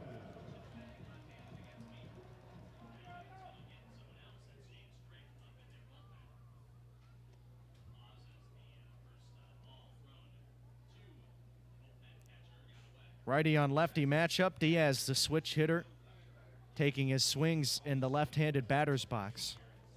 The shortstop, 0 for 1 here this afternoon, a walk and a strikeout. Beamer from the stretch, he deals. Inside, that one off the glove of the catcher. Felix goes to the backstop. Both runners advance.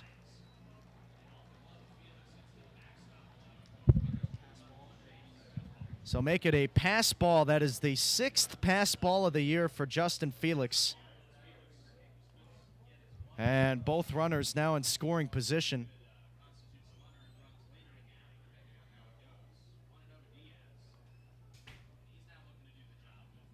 And the count 1-0 to Diaz. Beamer ready. He comes home. Swinging a tap into the glove of the catcher, Felix. 1-1. Well, again, it's going to be really interesting to see how Evansville responds. We already gave you the numbers when trailing after 4. When trailing after 5, they are 1-10. The pitch misses inside, 2-1.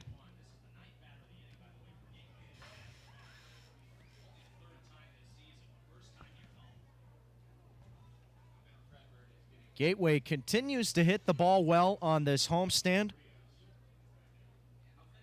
9 runs on 8 hits, though. Now the 2-1 outside. So the command for Evansville has not been there today. Another right-hander warming up in the bullpen. They have surrendered too many free passes, and like it always does, it has come back to bite them. The 3-1. Swung on and hit high into shallow center field. Can of corn for White. He moves in, and the catch is made. Tagging for home is Brandon. The throw to the plate, and it's on a hop late. Brandon comes in and makes it a 10-2 game. So at least they got an out. Diaz out number 2. And Gateway is batted around here in the 5th.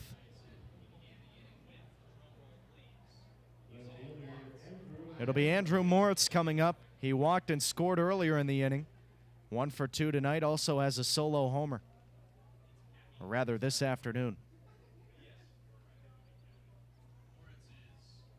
Here's the first pitch. Swing and a miss, 0-1. So a runner on second. 2 down, bottom of the 5th. It has been a 6-run inning for Gateway.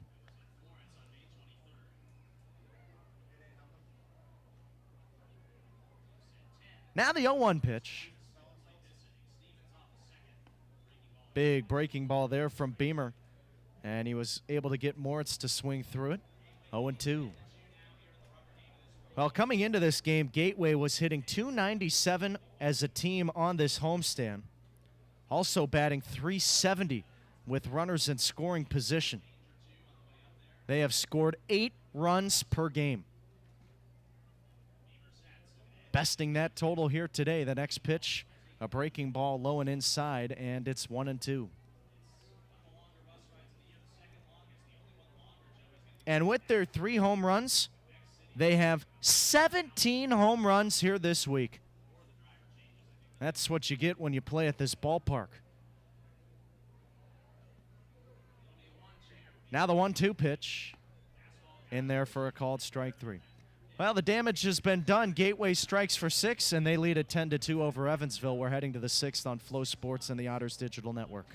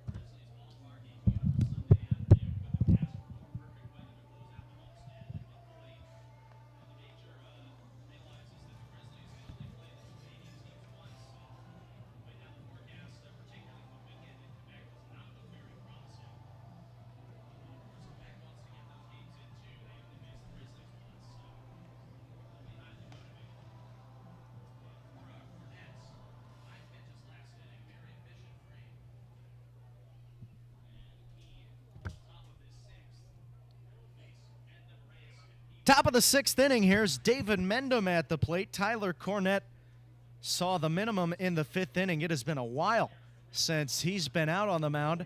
A 6-run bottom of the 5th for Gateway. They lead at 10-2 over the Otters. Mendham, 1 for 2. And he has been a bright spot here this afternoon for Evansville, a solo homer in the 1st inning. Now, he is always a bright spot.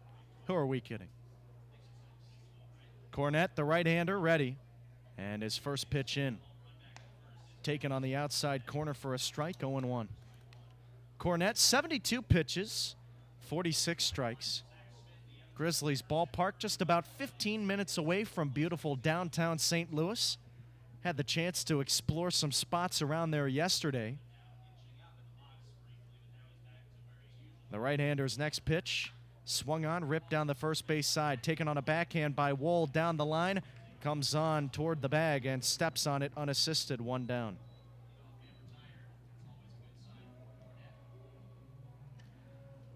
St. Louis is an awesome city. And Busch Stadium, the Cardinals' home stadium, personally one of my favorites in Major League Baseball. I know Debbie will be ecstatic to hear that. She's tuning in today. She's been active in the Otters Digital Network chat. First pitch swing and a miss for Reyes, 0-1. If you've ever been to Busch Stadium, back behind the outfield, there's a lot of cool, really delicious restaurants. Next pitch popped up, back behind the plate to the right side, 0-2 now to Reyes. And me and my girlfriend Isabel able to get some good barbecue at Salt and Smoke, which is a restaurant right behind the stadium. And we had some good barbecue ribs. They were delicious. Also some good smoked wings. Now I'm hungry.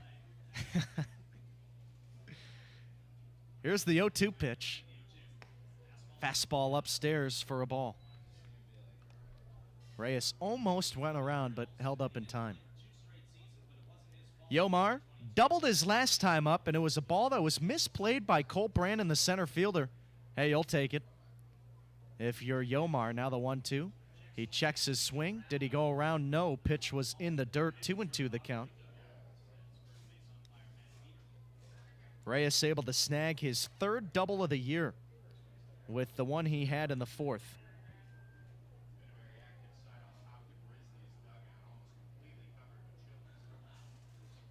Well, Evansville will be back at home. Next pitch, a little bit inside, and the count now full. They have a 6-game homestand. They will play Lake Erie in the weekday series, and then Florence will come to town for the weekend. Here's the 3-2. Inside, it hit him. Hit him in the wallet, and Reyes will head down to first base. So now coming to the plate, Mike Peabody. 0 for 1, a fielder's choice, and a run scored with a walk. Well, Cornett was ahead 0-2 and threw 4 straight balls. And he also plunked Reyes. 10-2 the score. Top of the 6th inning. Gateway leads. First pitch to Peabody.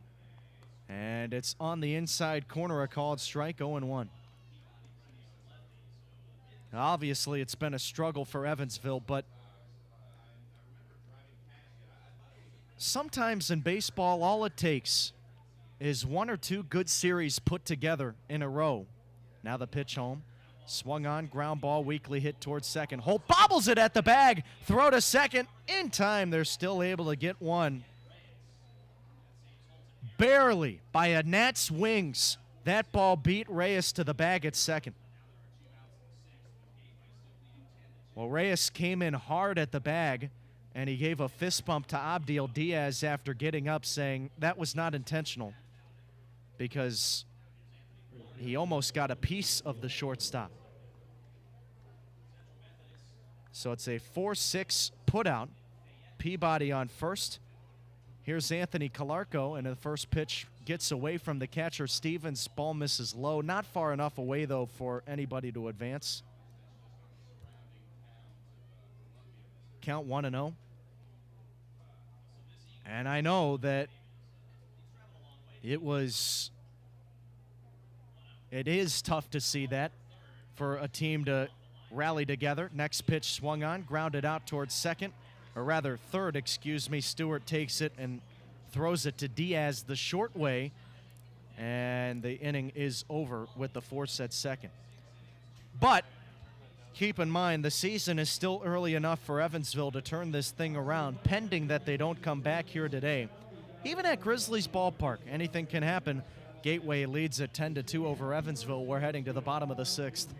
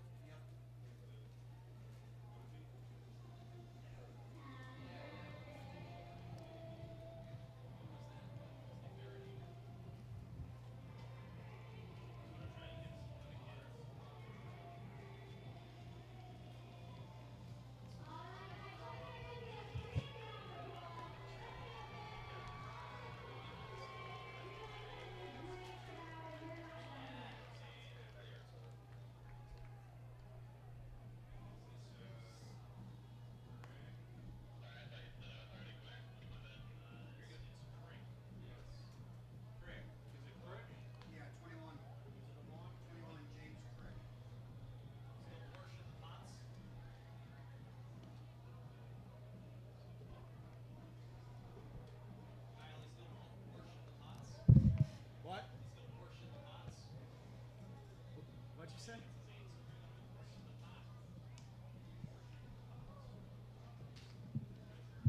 I'm confused.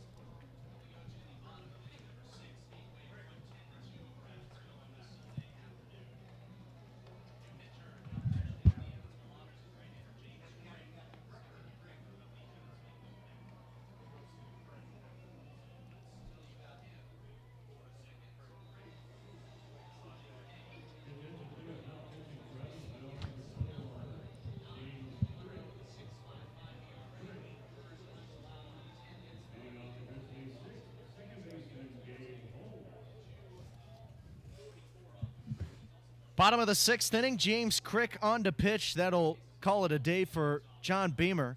First pitch to Gabe Holt misses outside, and it's 1-0. Beamer ended up giving up 3 runs, 2 earned on 1 hit.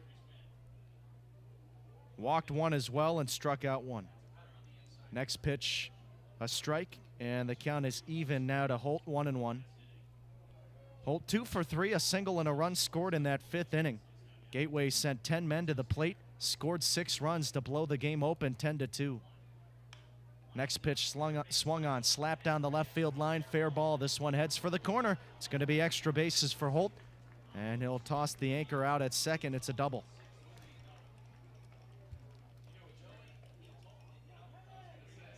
So Crick, the right-hander, coming out of the bullpen, surrendering a base hit to Holt. We'll see how he responds. Crick, a guy who offers a veteran presence, not just in the clubhouse, but also on the mound. He had 1 bad outing against Florence, which ballooned his ERA up to 6.55. But he was able to settle down against Washington back on the 30th. He only threw a third of an inning, but he did not allow a run. Here's the first pitch to Kevin Krause. Misses outside, 1-0. Runner on second, nobody out, 10-2. Crick into his 9th appearance of the year, 11 innings of work, a 1-0 win-loss record, 6.55 ERA, and a 1.64 whip. He deals. Breaking ball inside and low. 2-0 now to Krause. Crick 13 strikeouts, 8 walks. Played in the GMAC for 5 seasons with Hillsdale College. Battled some injuries, never really had great numbers, but came to Evansville last year after spending time in the United Shores Baseball League. His pitch in there for a strike, 2-1. And Crick dominated with Birmingham Bloomfield before coming to Evansville last year. And he put up a good season out of the bullpen with the Otters. And he's back for his second campaign. Now the 2-1 pitch. Misses outside, 3-1.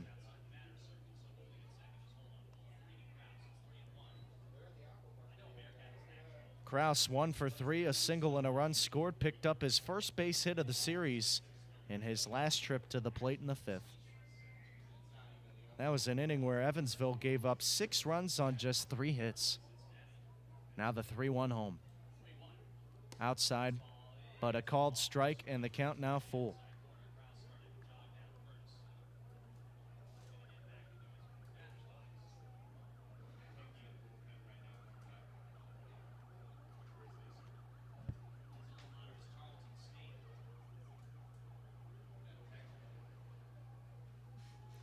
Righty on righty battle.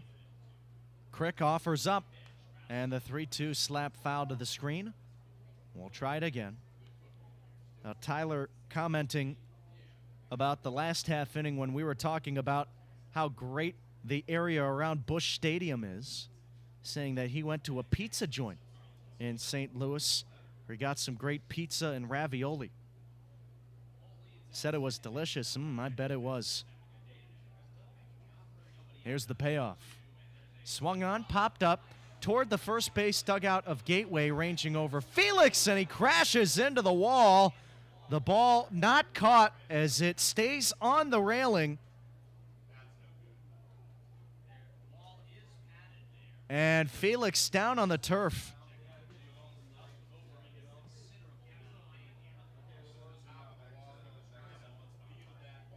And the athletic trainer, Catherine Fonts, out there. Felix banged his wrist into the wall. And it was hard contact, trying to make a great play. Andy McCauley also jumping out of the dugout to make sure that his catcher did not just break his hand. That was some nasty contact. And Catherine Fonts checking the forearm of Felix. Now working around the arm on the left side, his glove side. Again, he tried to make the catch, and it was playable barely, but the ball hit up just a couple of inches high on the fence off the railing. And Felix's glove went into the railing. It clipped it and bent his wrist. So he gets up, gets a standing ovation from the crowd.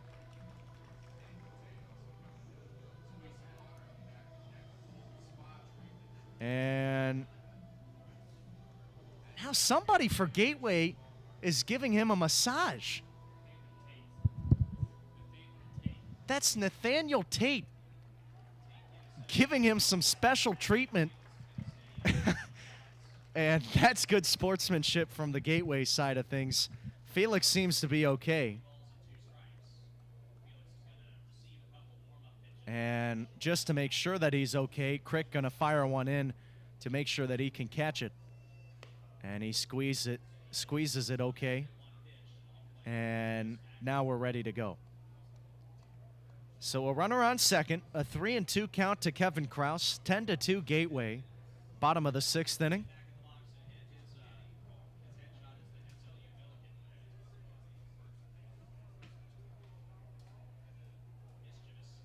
Righty on righty battle. And Crick trying to find out number 1. The 3-2 home. Misses outside, ball 4. So it's an 8-pitch walk to Kevin Kraus. And now it's first and second, nobody out. Peter Zimmerman coming to the plate. Well, Felix, a hard worker back behind the plate. He has come to the lifting sessions on the road with the team on every occasion. Not a guy to skip out on the work. Zimmerman's first pitch in there, a strike, 0-1. And he's been trying to encourage some other guys to get into the gym with him. The gym bus, as Macaulay likes to call it. After that first road series, hasn't been too great. Next pitch lined into left field. That'll get down for a base hit. Everybody advances 90 feet, and the bases are now loaded for Gateway after the single from Zimmerman. And now it's Jack Thomas Wold coming to the plate. Well, it used to be mandatory for players, at least position guys who were rookies, to go on the gym bus and get a workout in. Macaulay decided that he did not want to make that mandatory this year to see how players would react. And now let's just say he might be making it mandatory again soon. Here's Jack Thomas Wold, first pitch, breaking ball outside. And I get it. As a player, it's a long season, and it's hard to lift in season when throwing a baseball at any position because your upper body gets so sore so quickly, but you have to take care of your body as well, and you do that by exercising. 1-0, swing and a miss. 1-1 now to Thomas Wold.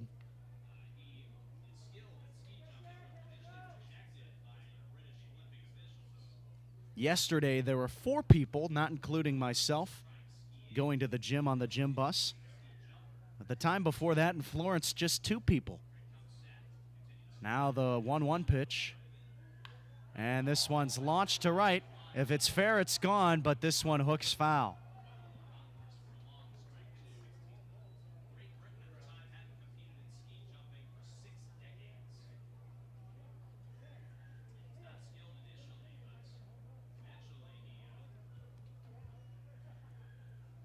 Righty on lefty matchup, bases juice, nobody out. We're in the 6th. Here's the pitch from Crick. Swung on, slapped to the left side, out of play. Count stays at 1-2 for Wold. Wold, an RBI fielder's choice his last time up. 2 runs scored here this afternoon. He's 1 for 3. And he has put together a really nice series. 9-game hit streak after that single in the 4th. Next pitch swung on, lined into left field, base hit. Everybody will advance 90 feet again.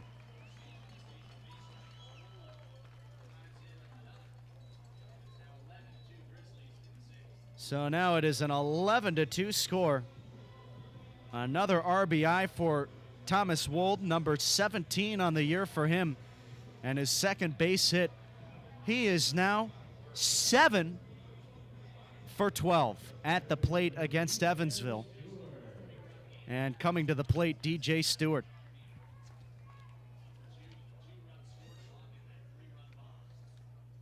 First pitch to Stewart. Swung on, hit down the right field line, and this is going to be trouble. Back, and gone.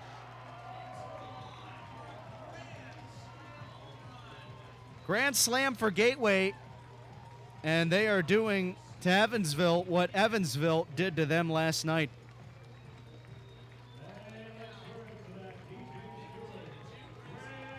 (15-2) now. Gateway leads it. And it is the first grand slam of the season for Gateway.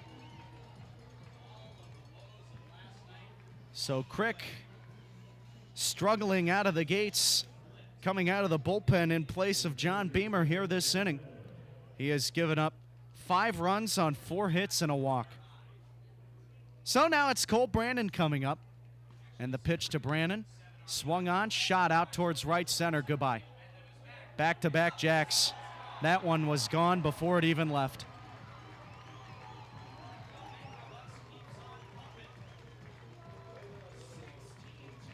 (16-2) now, Gateway. Now let's take a look around the league at some other scores. This one a blowout here, 16-2. Windy City and Ottawa playing north of the border. Windy City with a 4-2 lead. Schaumburg continues to demolish opponents. They lead 14-6 over Trois-Rivières. That one also taking place in Canada. Max Peterson coming out toward the mound. There is a right-hander down in that Evansville bullpen. We'll see if this is it. He's going to make the call. We'll give you the rest of the scores when we come back. We'll take a step aside on Flow Sports and the Otters Digital Network. And we're in the bottom of the sixth. Gateway 16, Evansville 2.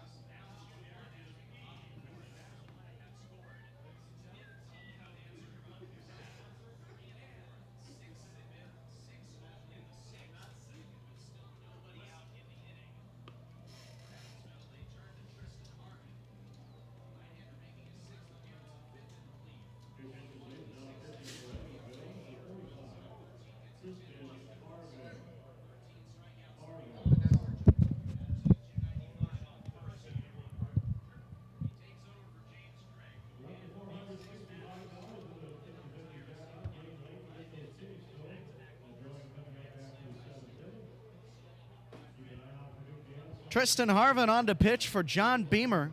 Rather, James Crick, I should say.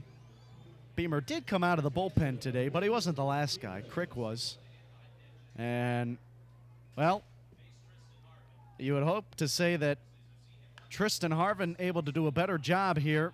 First pitch swung on and hit toward the first base dugout. This will just sneak over the fence, and it'll land in the second row of seats. It'll be a souvenir.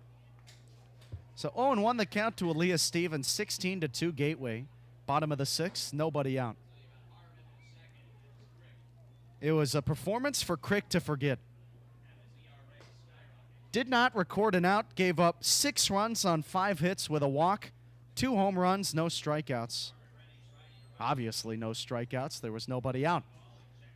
And the next pitch, a check swing from Stevens. He went too far around, and the count 0-2.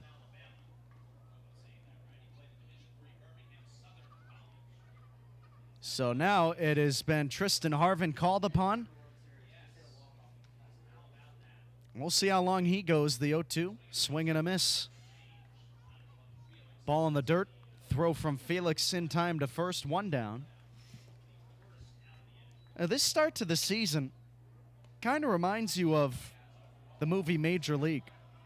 And I say that because I have full confidence that Evansville is just setting up one of the greatest comebacks in sports history in the second half of the season to turn things around, just like the Indians did in that movie. Well, we're going to go through some of the rest of the scores here because we were cut off by the break with the pitching change. At first, the first pitch to Abdiel Diaz, swing and a miss, 0-1. Washington finalizing things with Florence, that one in Kentucky, a 6-5 winner for the Wild Things. Bouncing back after getting walked off on last night. Quebec leading New York 5-1. That's in the bottom of the 8th. Next pitch by Diaz, ripped down the first baseline foul, 0-2. In the top of the 9th, Sussex County leading New Jersey 7-0. Last chance for the Jackals at the plate now. Lake Erie leading Joliet 5-2. And that is actually the final. That was in Joliet. The 0-2 to Diaz. Tapper out towards first, taken in fair territory. Calarco steps on the bag, 2 down.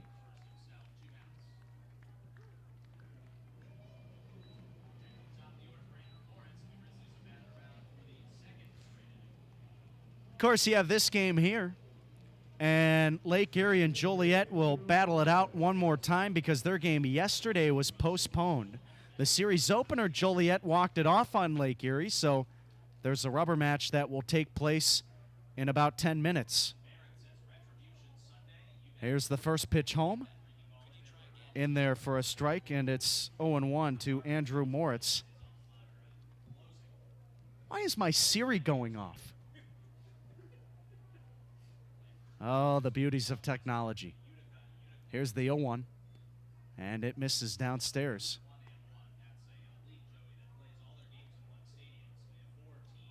Wasn't even talking to it, and all of a sudden, it asked me, could you say that again?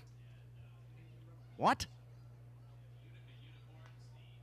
2 outs in the inning, bottom of the 6th, 16-2 Gateway. The pitch from Harvin, swung on, lined out to right. There is Mendham, puts it away. The inning is over. So more damage done. 6 runs come in to score, and Gateway leads at 16-2 over Evansville. We're heading to the 7th on Flow Sports and the Otters Digital Network.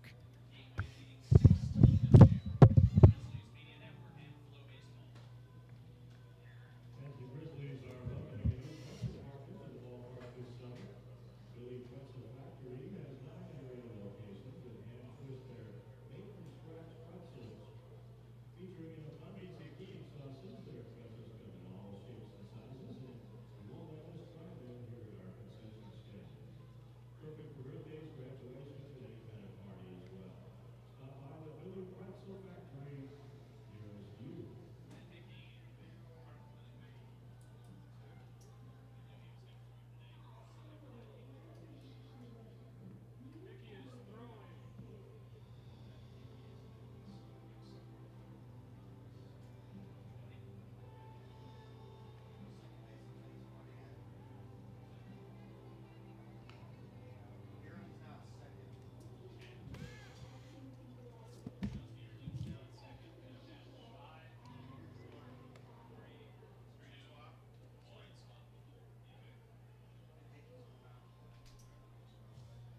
That's the only change defensively, a second.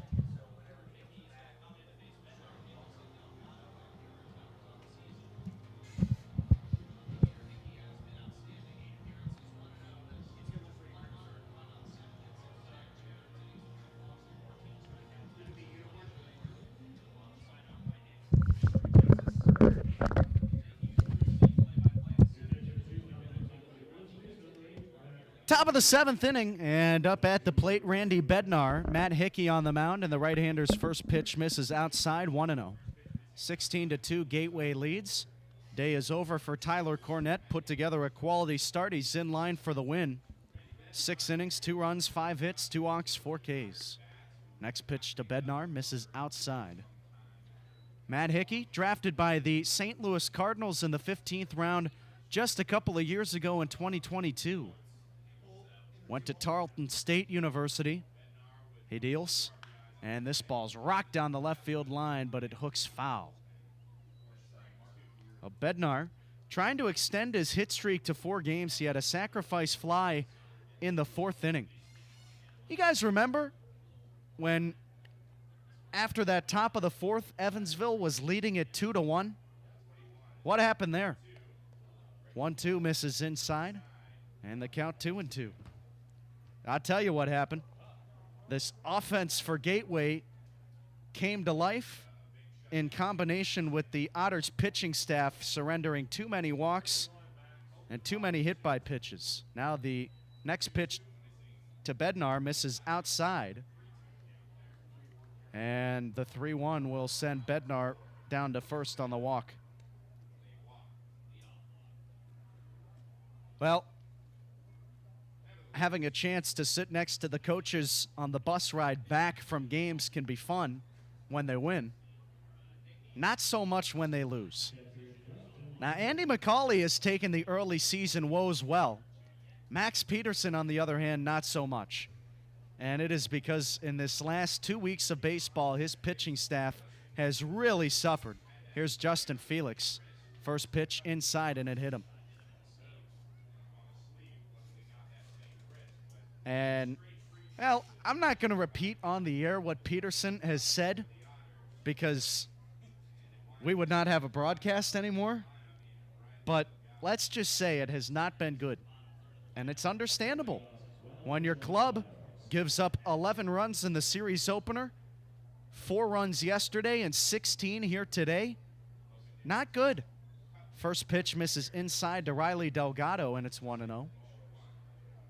And Peterson, a guy that has had an extremely successful tenure with Evansville, he has coached some pitching staffs who have been at the top of the league for a while. 1-0 in there, and it's a called strike to Delgado, evens the count. But this year, the numbers not so good for the Otters. Now the next pitch home, and Delgado sends this one into shallow right, charging Zimmerman, and he ranges in to make the catch. There's one down. So runners on first and second now. The lineup will turn over for Evansville. And it's Blake Mosley coming to the plate. The Otters with a team ERA of 4.58. Or excuse me, that was Gateway.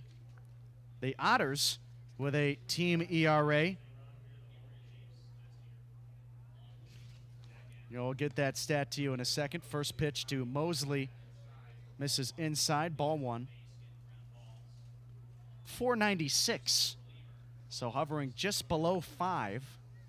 But that number sure to climb after today. Now the 1-0 pitch, and Mosley watches one low for a ball, 2-0.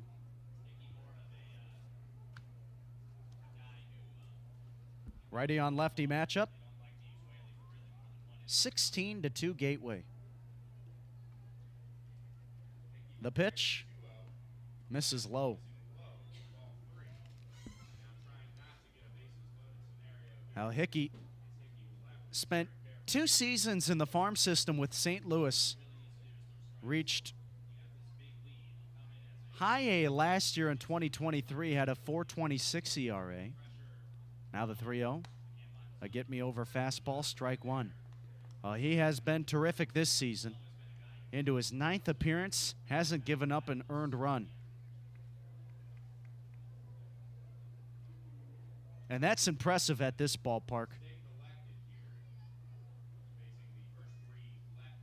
Now the 3-1. He'll step off first, wants to think things over. That high A season wasn't terrible. 4.26 ERA, certainly have seen worse numbers. The 3-1. Swing and a miss, but St. Louis just didn't have much invested in him, and he didn't do enough to impress to keep a contract in the affiliated circuit, so they let him go. But with Palm Beach and Single A in that 2022 season, pitched in 11 innings, had a 1.64 ERA. Now the payoff. Swung on, hit out towards the left side. Down by the line, Moritz convenes, makes the catch, 2 down. So after a couple of leadoff base runners via a walk and a hit by pitch, now it's Mason White with 2 down and both runners still on first and second.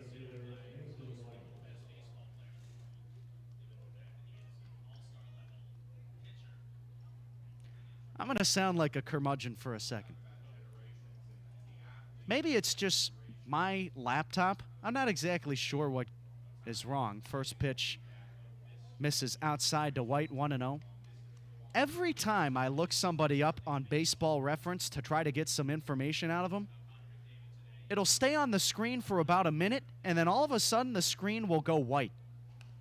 And you can't garner any information. The next pitch is fouled to the left side, and it's 1-1. So I'm curious if anyone else has this problem, but also, why does it do this? It ends up being a terrible website, because if you click away for 60 seconds and then you come back, it's gone. The page is gone. You can't refresh it either because it freezes. A 1-2 on the outside corner, a called strike. So it's almost unusable. You get about 60 seconds of good use, and then sayonara. Here's the 1-2. White swings and misses, inning over. We're heading to the bottom of the 7th, Gateway 16, Evansville 2.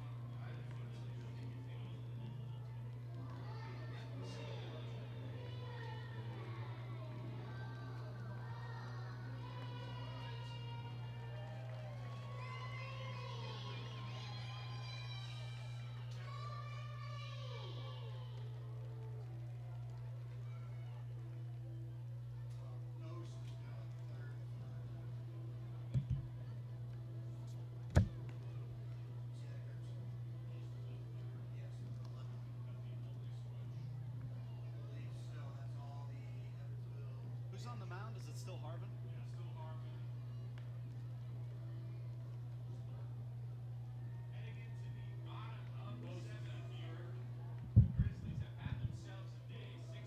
Everything else looks the same. Yeah, it takes 4 bats. And leading things off here in the on-deck circle preparing to face Harvin is Mark Beerling.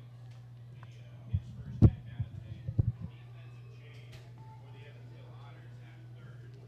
Austin Hillers along with Felipe Reyes will be awarding for the night. Leading off the Grizzlies 7th and up on second base for Grizzlies number 3, Mark Beerling. Here is Beerling holding his that jersey today.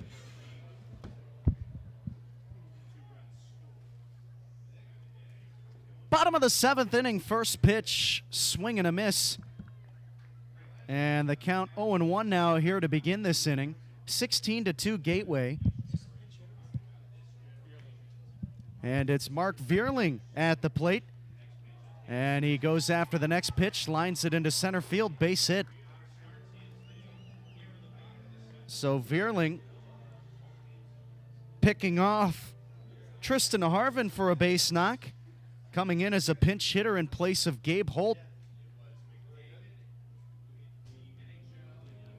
And now at the plate, it'll be Kevin Kraus. Kraus 1 for 3, 2 runs scored, a single. Well, again, I'll mention it one more time. The Otters back home for 6 games next week.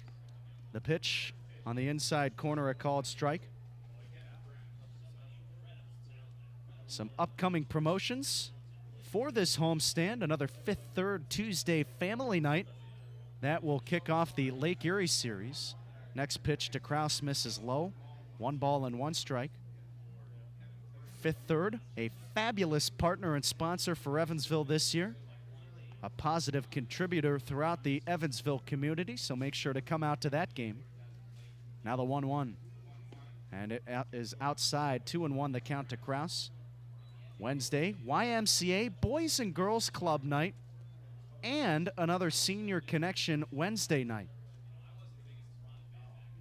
So senior connection, putting in a lot of work with their education. Next pitch swung on, grounded out toward third. Austin Bose takes it, throws to second for one, and the relay to first in time, double play. Austin Bose taking over at third for Yomar Reyes this inning and getting thrown immediately into the action, able to convert on a 5-4-3 twin killing. So base is empty after the leadoff base hit from Vierling, and now it's Peter Zimmerman at the plate. 16-2, Otters lead it. Or excuse me, I wish the Otters led it. Gateway leads it. Oh my, it's been a long day. First pitch in there, a called strike to Zimmerman, 0-1. I was just testing all of you tuning in still, making sure that you were still there. If you said, what in the world is this guy talking about? Well, all your nuts and bolts are still in order. Here's a ground ball hit to third. Bose fields it, and his throw to first, not in time. It hit off his body at first, and by the time he was able to recover and throw it to the first base bag, Zimmerman was able to beat it out. So what do you call that, a base hit or an error?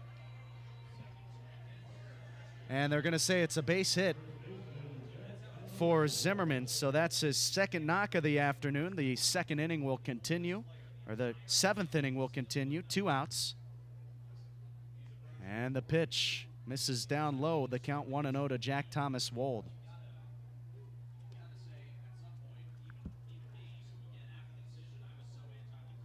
(16-2) Gateway. Gateway, not Evansville.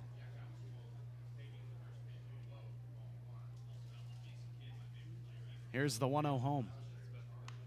And it's blooped out towards left field, hooking foul. This will land in the Otters bullpen.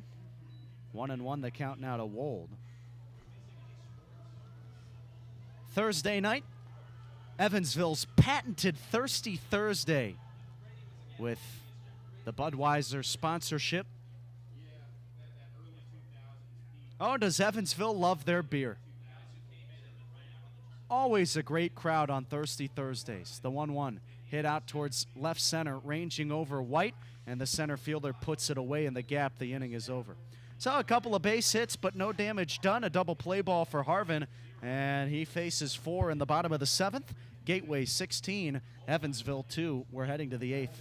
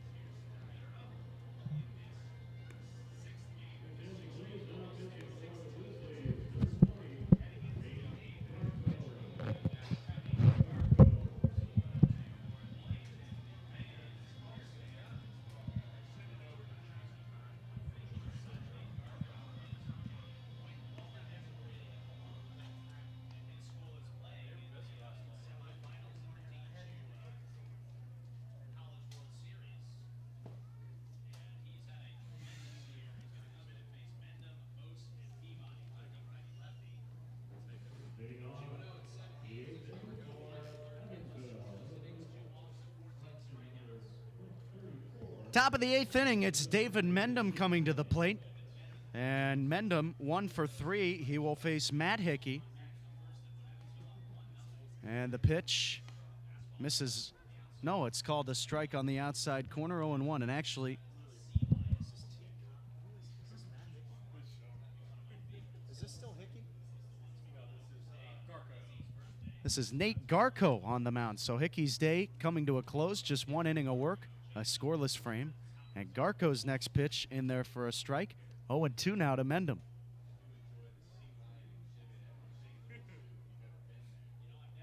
Well, yesterday it was Alvaro de los Santos who had to throw over 115 pitches, 4 2/3 innings out of the bullpen, despite giving up 16 runs. Steve Brook left him out to dry, but today he only gave his reliever, his first reliever, 1 inning. The 0-2, swing and a miss. Not too many times you'll get to fool Mendham, but that was a nice breaking ball by Garko.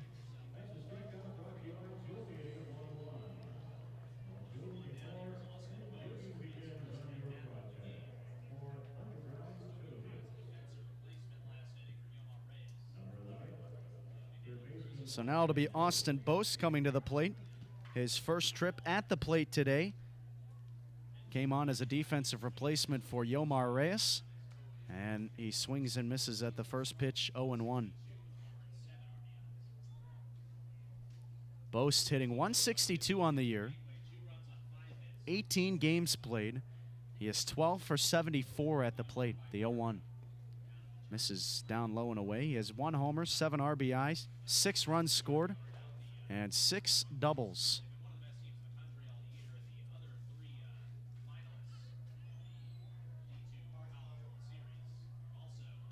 Righty on righty matchup. Garko working from the stretch. Infield playing deep. The pitch. Big swing there from Boast. Couldn't connect. So we're not exactly sure why Reyes exited the game. He did crash into the left field wall earlier, trying to go after a foul ball. Maybe there was some lingering pain that started to get to him. Now the 1-2.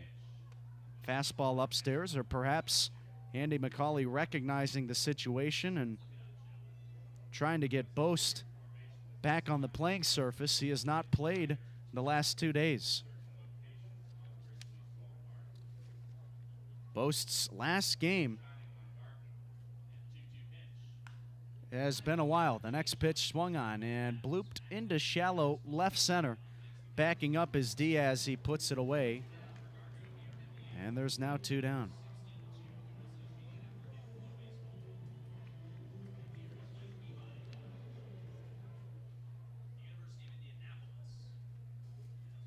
Well, actually,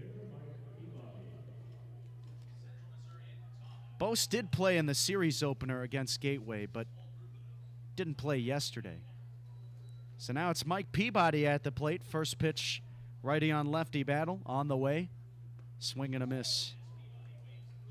Nice change up there from Garko, pulled the string. 16-2 Gateway. They lead it over Evansville. Top of the 8th inning, 2 outs and the base is empty. Here's the 0-1 pitch. And it misses down low.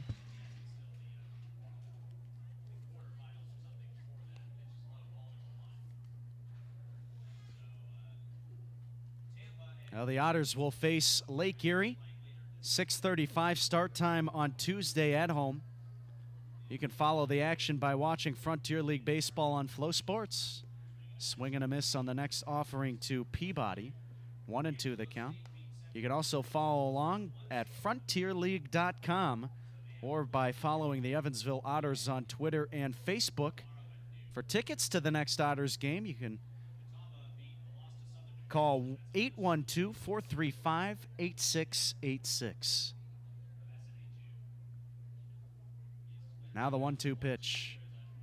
Peabody checked his swing, went too far around. Fastball upstairs, inning over. 2 strikeouts for Garko, a 1-2-3, and Gateway leads at 16-2, heading to the bottom of the 8th.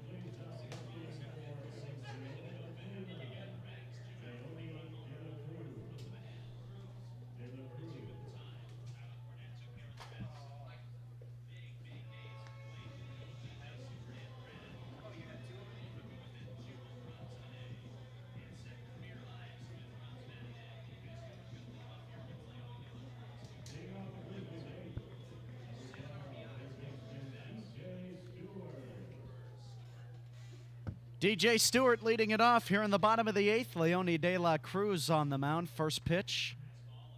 And it misses low. A check swing. Did he go around? Yes. Says our first base umpire, Matt Beaver. 16-2. Gateway leads it. Here's the pitch from De La Cruz. Misses low. 1-1 the count.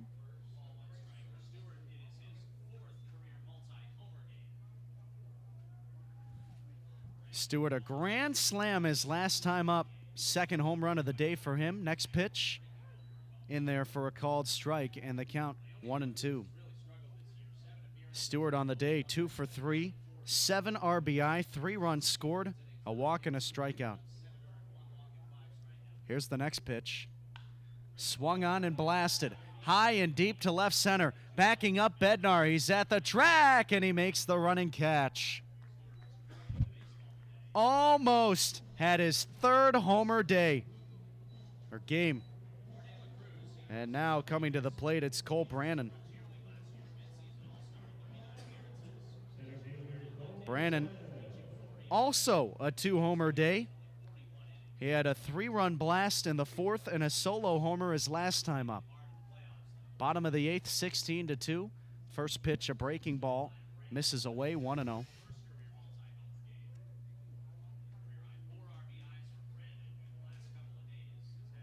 Lefty on lefty matchup.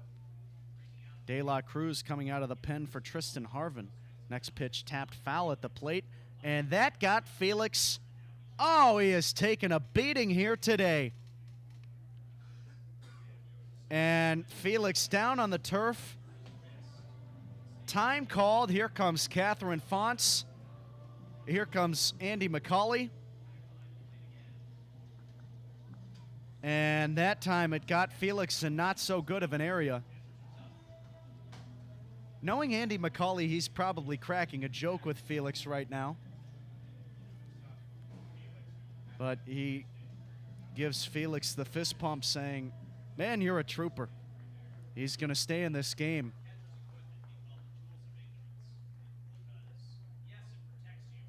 And that got him in a bad place, so Felix a little bit shaken up after the wind got knocked out of him. But he is good to go. Here's the 1-1. Swing and a miss, 1-2 now to Brannon. Hey, stay up to date with the latest news and promotions from the Evansville Otters. Visit evansvilleotters.com and subscribe to the Otters e-newsletter by clicking Join Our e-news. Here's the 1-2. Misses down low. That's right on the evansvilleotters.com homepage. Also, don't forget to follow the Otters on Twitter at EvilleOtters, on Instagram at Evansville Otters. The next pitch lined into left center, and this is going to get down for at least a base hit. Brannon on his horse, digging for second, throw in, and it pulls the second baseman Mosley toward his position off the bag, and it's a double.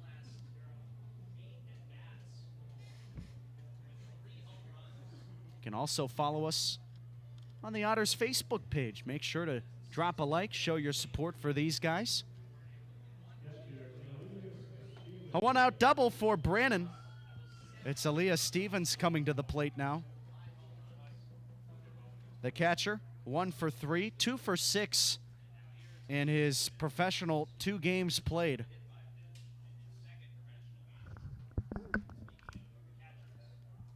Lefty on righty matchup. Now the pitch in there for a strike. 16-2, Gateway leads it over Evansville.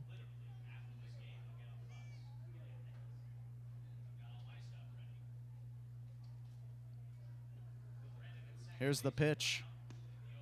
Misses a little bit low. No, it was called a strike. So the count 0-2 now.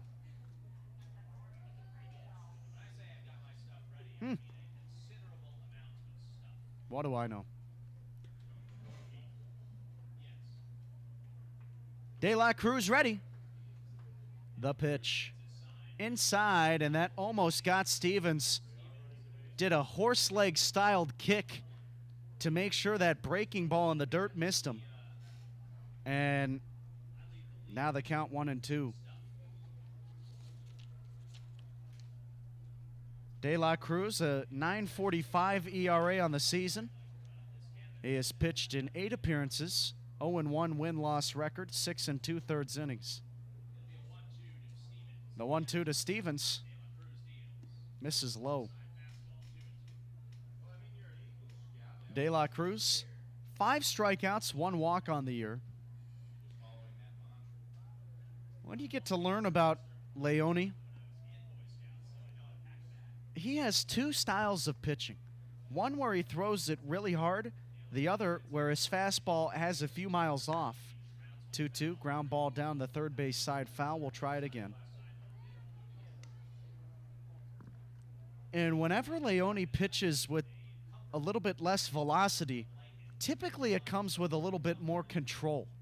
But you never know what kind of Leone you're going to get out of the bullpen. A 4-seam fastball, changeup, slider in the arsenal.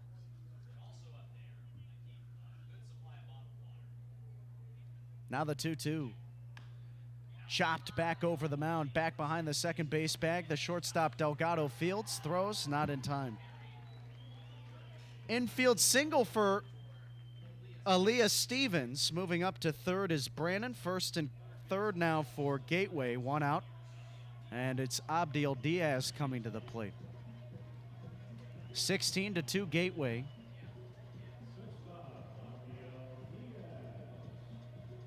De La Cruz spent 2 years in the Brewers farm system, reached A-ball in 2022 with Carolina. Here's the first pitch, and Diaz takes a strike on the inside corner, 0-1. Last year, he went into the Atlantic League, but got cut, and then was picked up by the Otters to finish the year. And that was pretty early on in the season. De La Cruz ended up being an all-star. The 0-1. And it misses low. He put together an incredible season last year.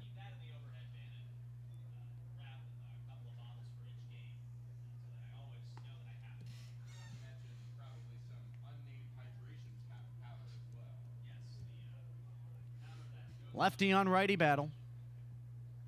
And the pitch home. Diaz slaps it foul to the right side. Last year for Evansville, a 3.24 ERA for Leone, 41 2/3 innings. He gave up just 15 earned runs. Impressive stuff. Now the 1-2. And this one's blooped onto the infield towards the mound, and the first baseman Calarco will come on and make the catch, splitting the mound and home plate towards the right side. And there's 2 down.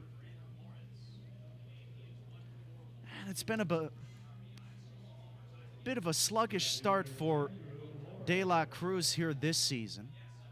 It's still plenty of opportunities to keep lowering that ERA.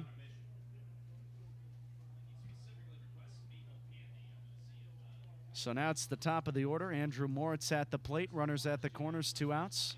And he goes after the first pitch. Hits a weak ground ball out towards second. And Mosley fields it, flips it to Delgado, covering the bag for the force. That'll do it here in the bottom of the 8th. And it is Gateway 16, Evansville 2. One final chance for the Otters when we come back.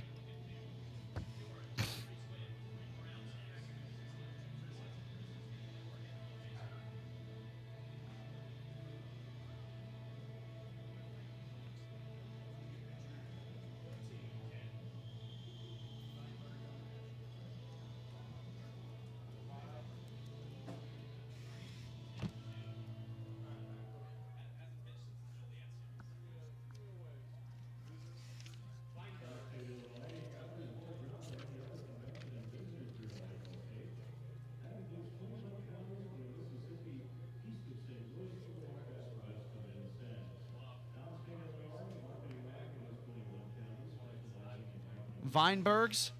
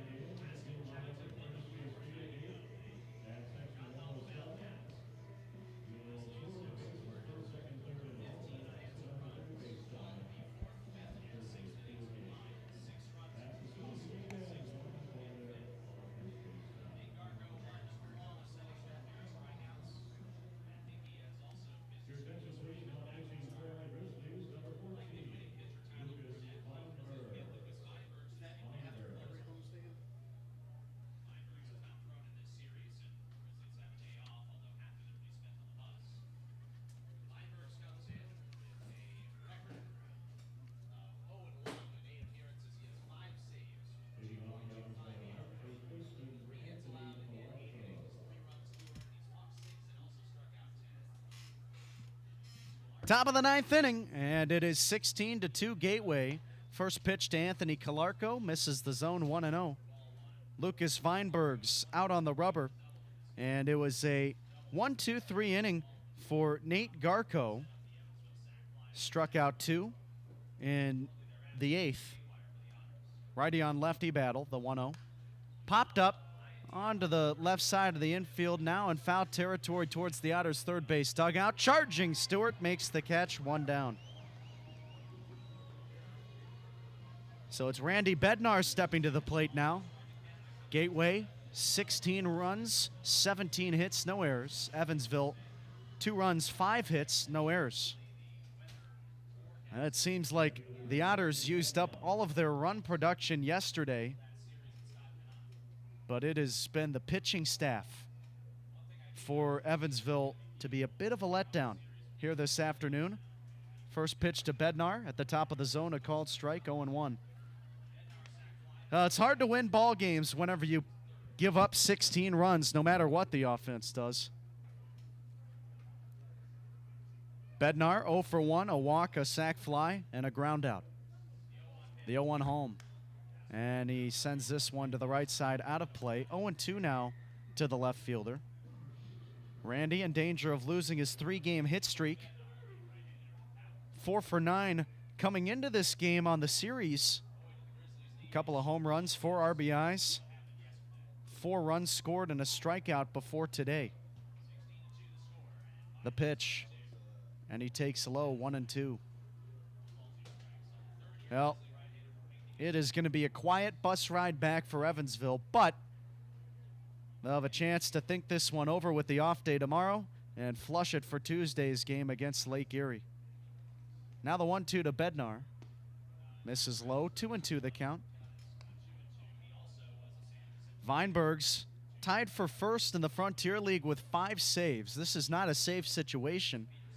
It's still just coming out to get some work in. The closer has not pitched since Joliet. Next pitch. Called strike 3. Oh, my. Oh, my.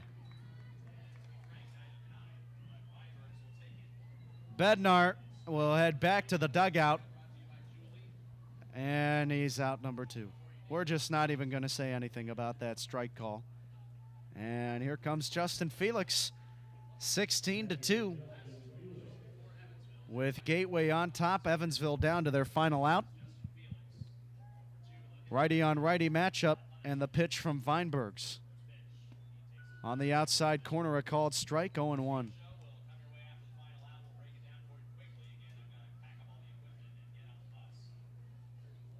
Weinberg's trying to work quickly. The right-hander from the stretch, base is empty. Here's the pitch. And Felix fouls it back to the screen. The Otters are down to their final strike. Gateway leads it 16-2.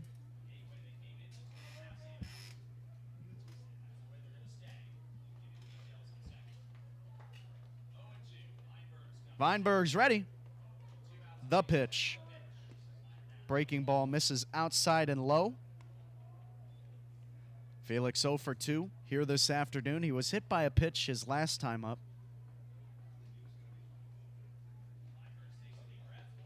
Righty on righty matchup. Here's the pitch. Inside, and it hit him. Felix hit for the second time here today. If he has not already taken enough of a beating back behind the plate, they are accosting him at home plate as well.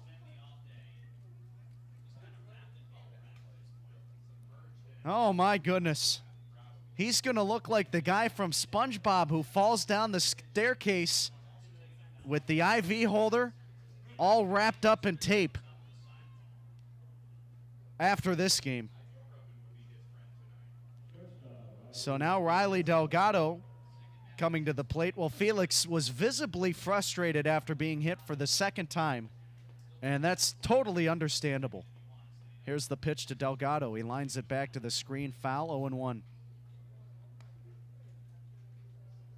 How many bumps and bruises has he endured here today?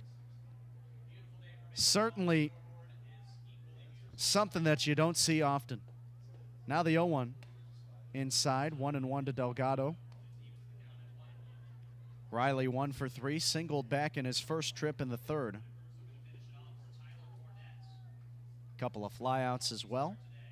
And the 1-1 pitch. Line back to the screen, foul, 1-2. So the Otters down to their final strike again.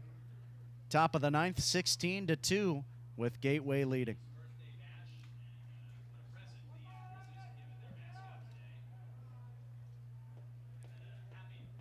Weinberg's ready. He deals. Swing and a miss, game over. Your final here today, Gateway 16, Evansville 2. The Otters drop the series and will head back home for 6 games next week. Post-game show and the recap coming your way next.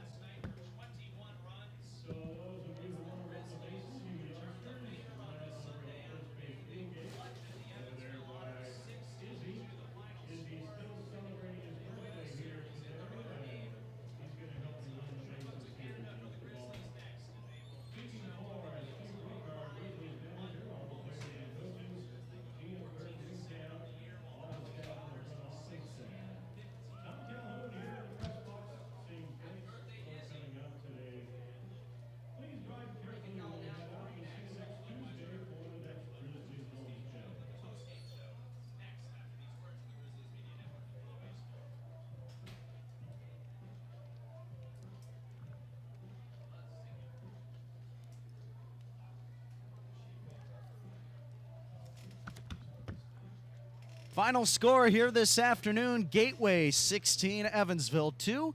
This series coming to a close in the rubber match, and Gateway picks up the series win after handing Evansville what the Otters handed Gateway yesterday.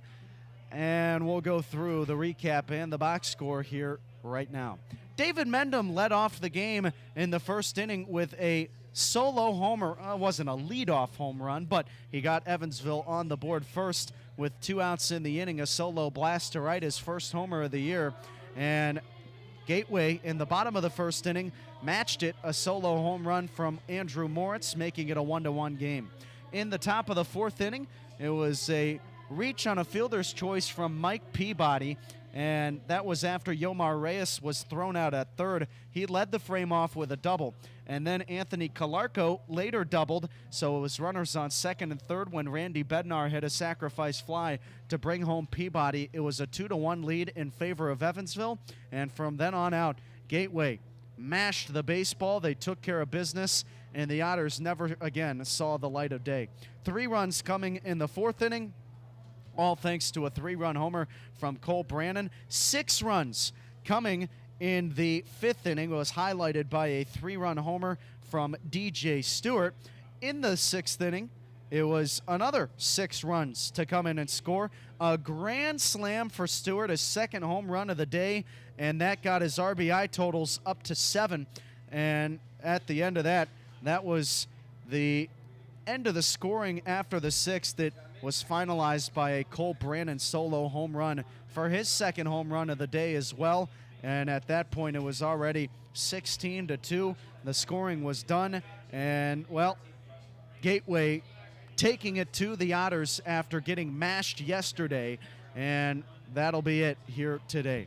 Final box score for Gateway, 16 runs, 15 earned, 17 hits, no errors, 6 left on. For Evansville, 2 runs, both earned, and they had 5 hits, no errors, 8 left on. Taking the win, Tyler Cornett, he moves to 3-0. He was dominant on the mound, a quality start, 6 innings, 2 runs allowed, 5 hits, 2 walks, and 4 Ks. And then the bullpen of Matt Hickey, Nate Garco, and Lucas Weinbergs did not allow a hit the rest of the day.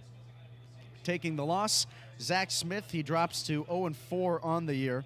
He is continued to struggle over the last couple of outings after pitching really well on opening night and in his second start as well.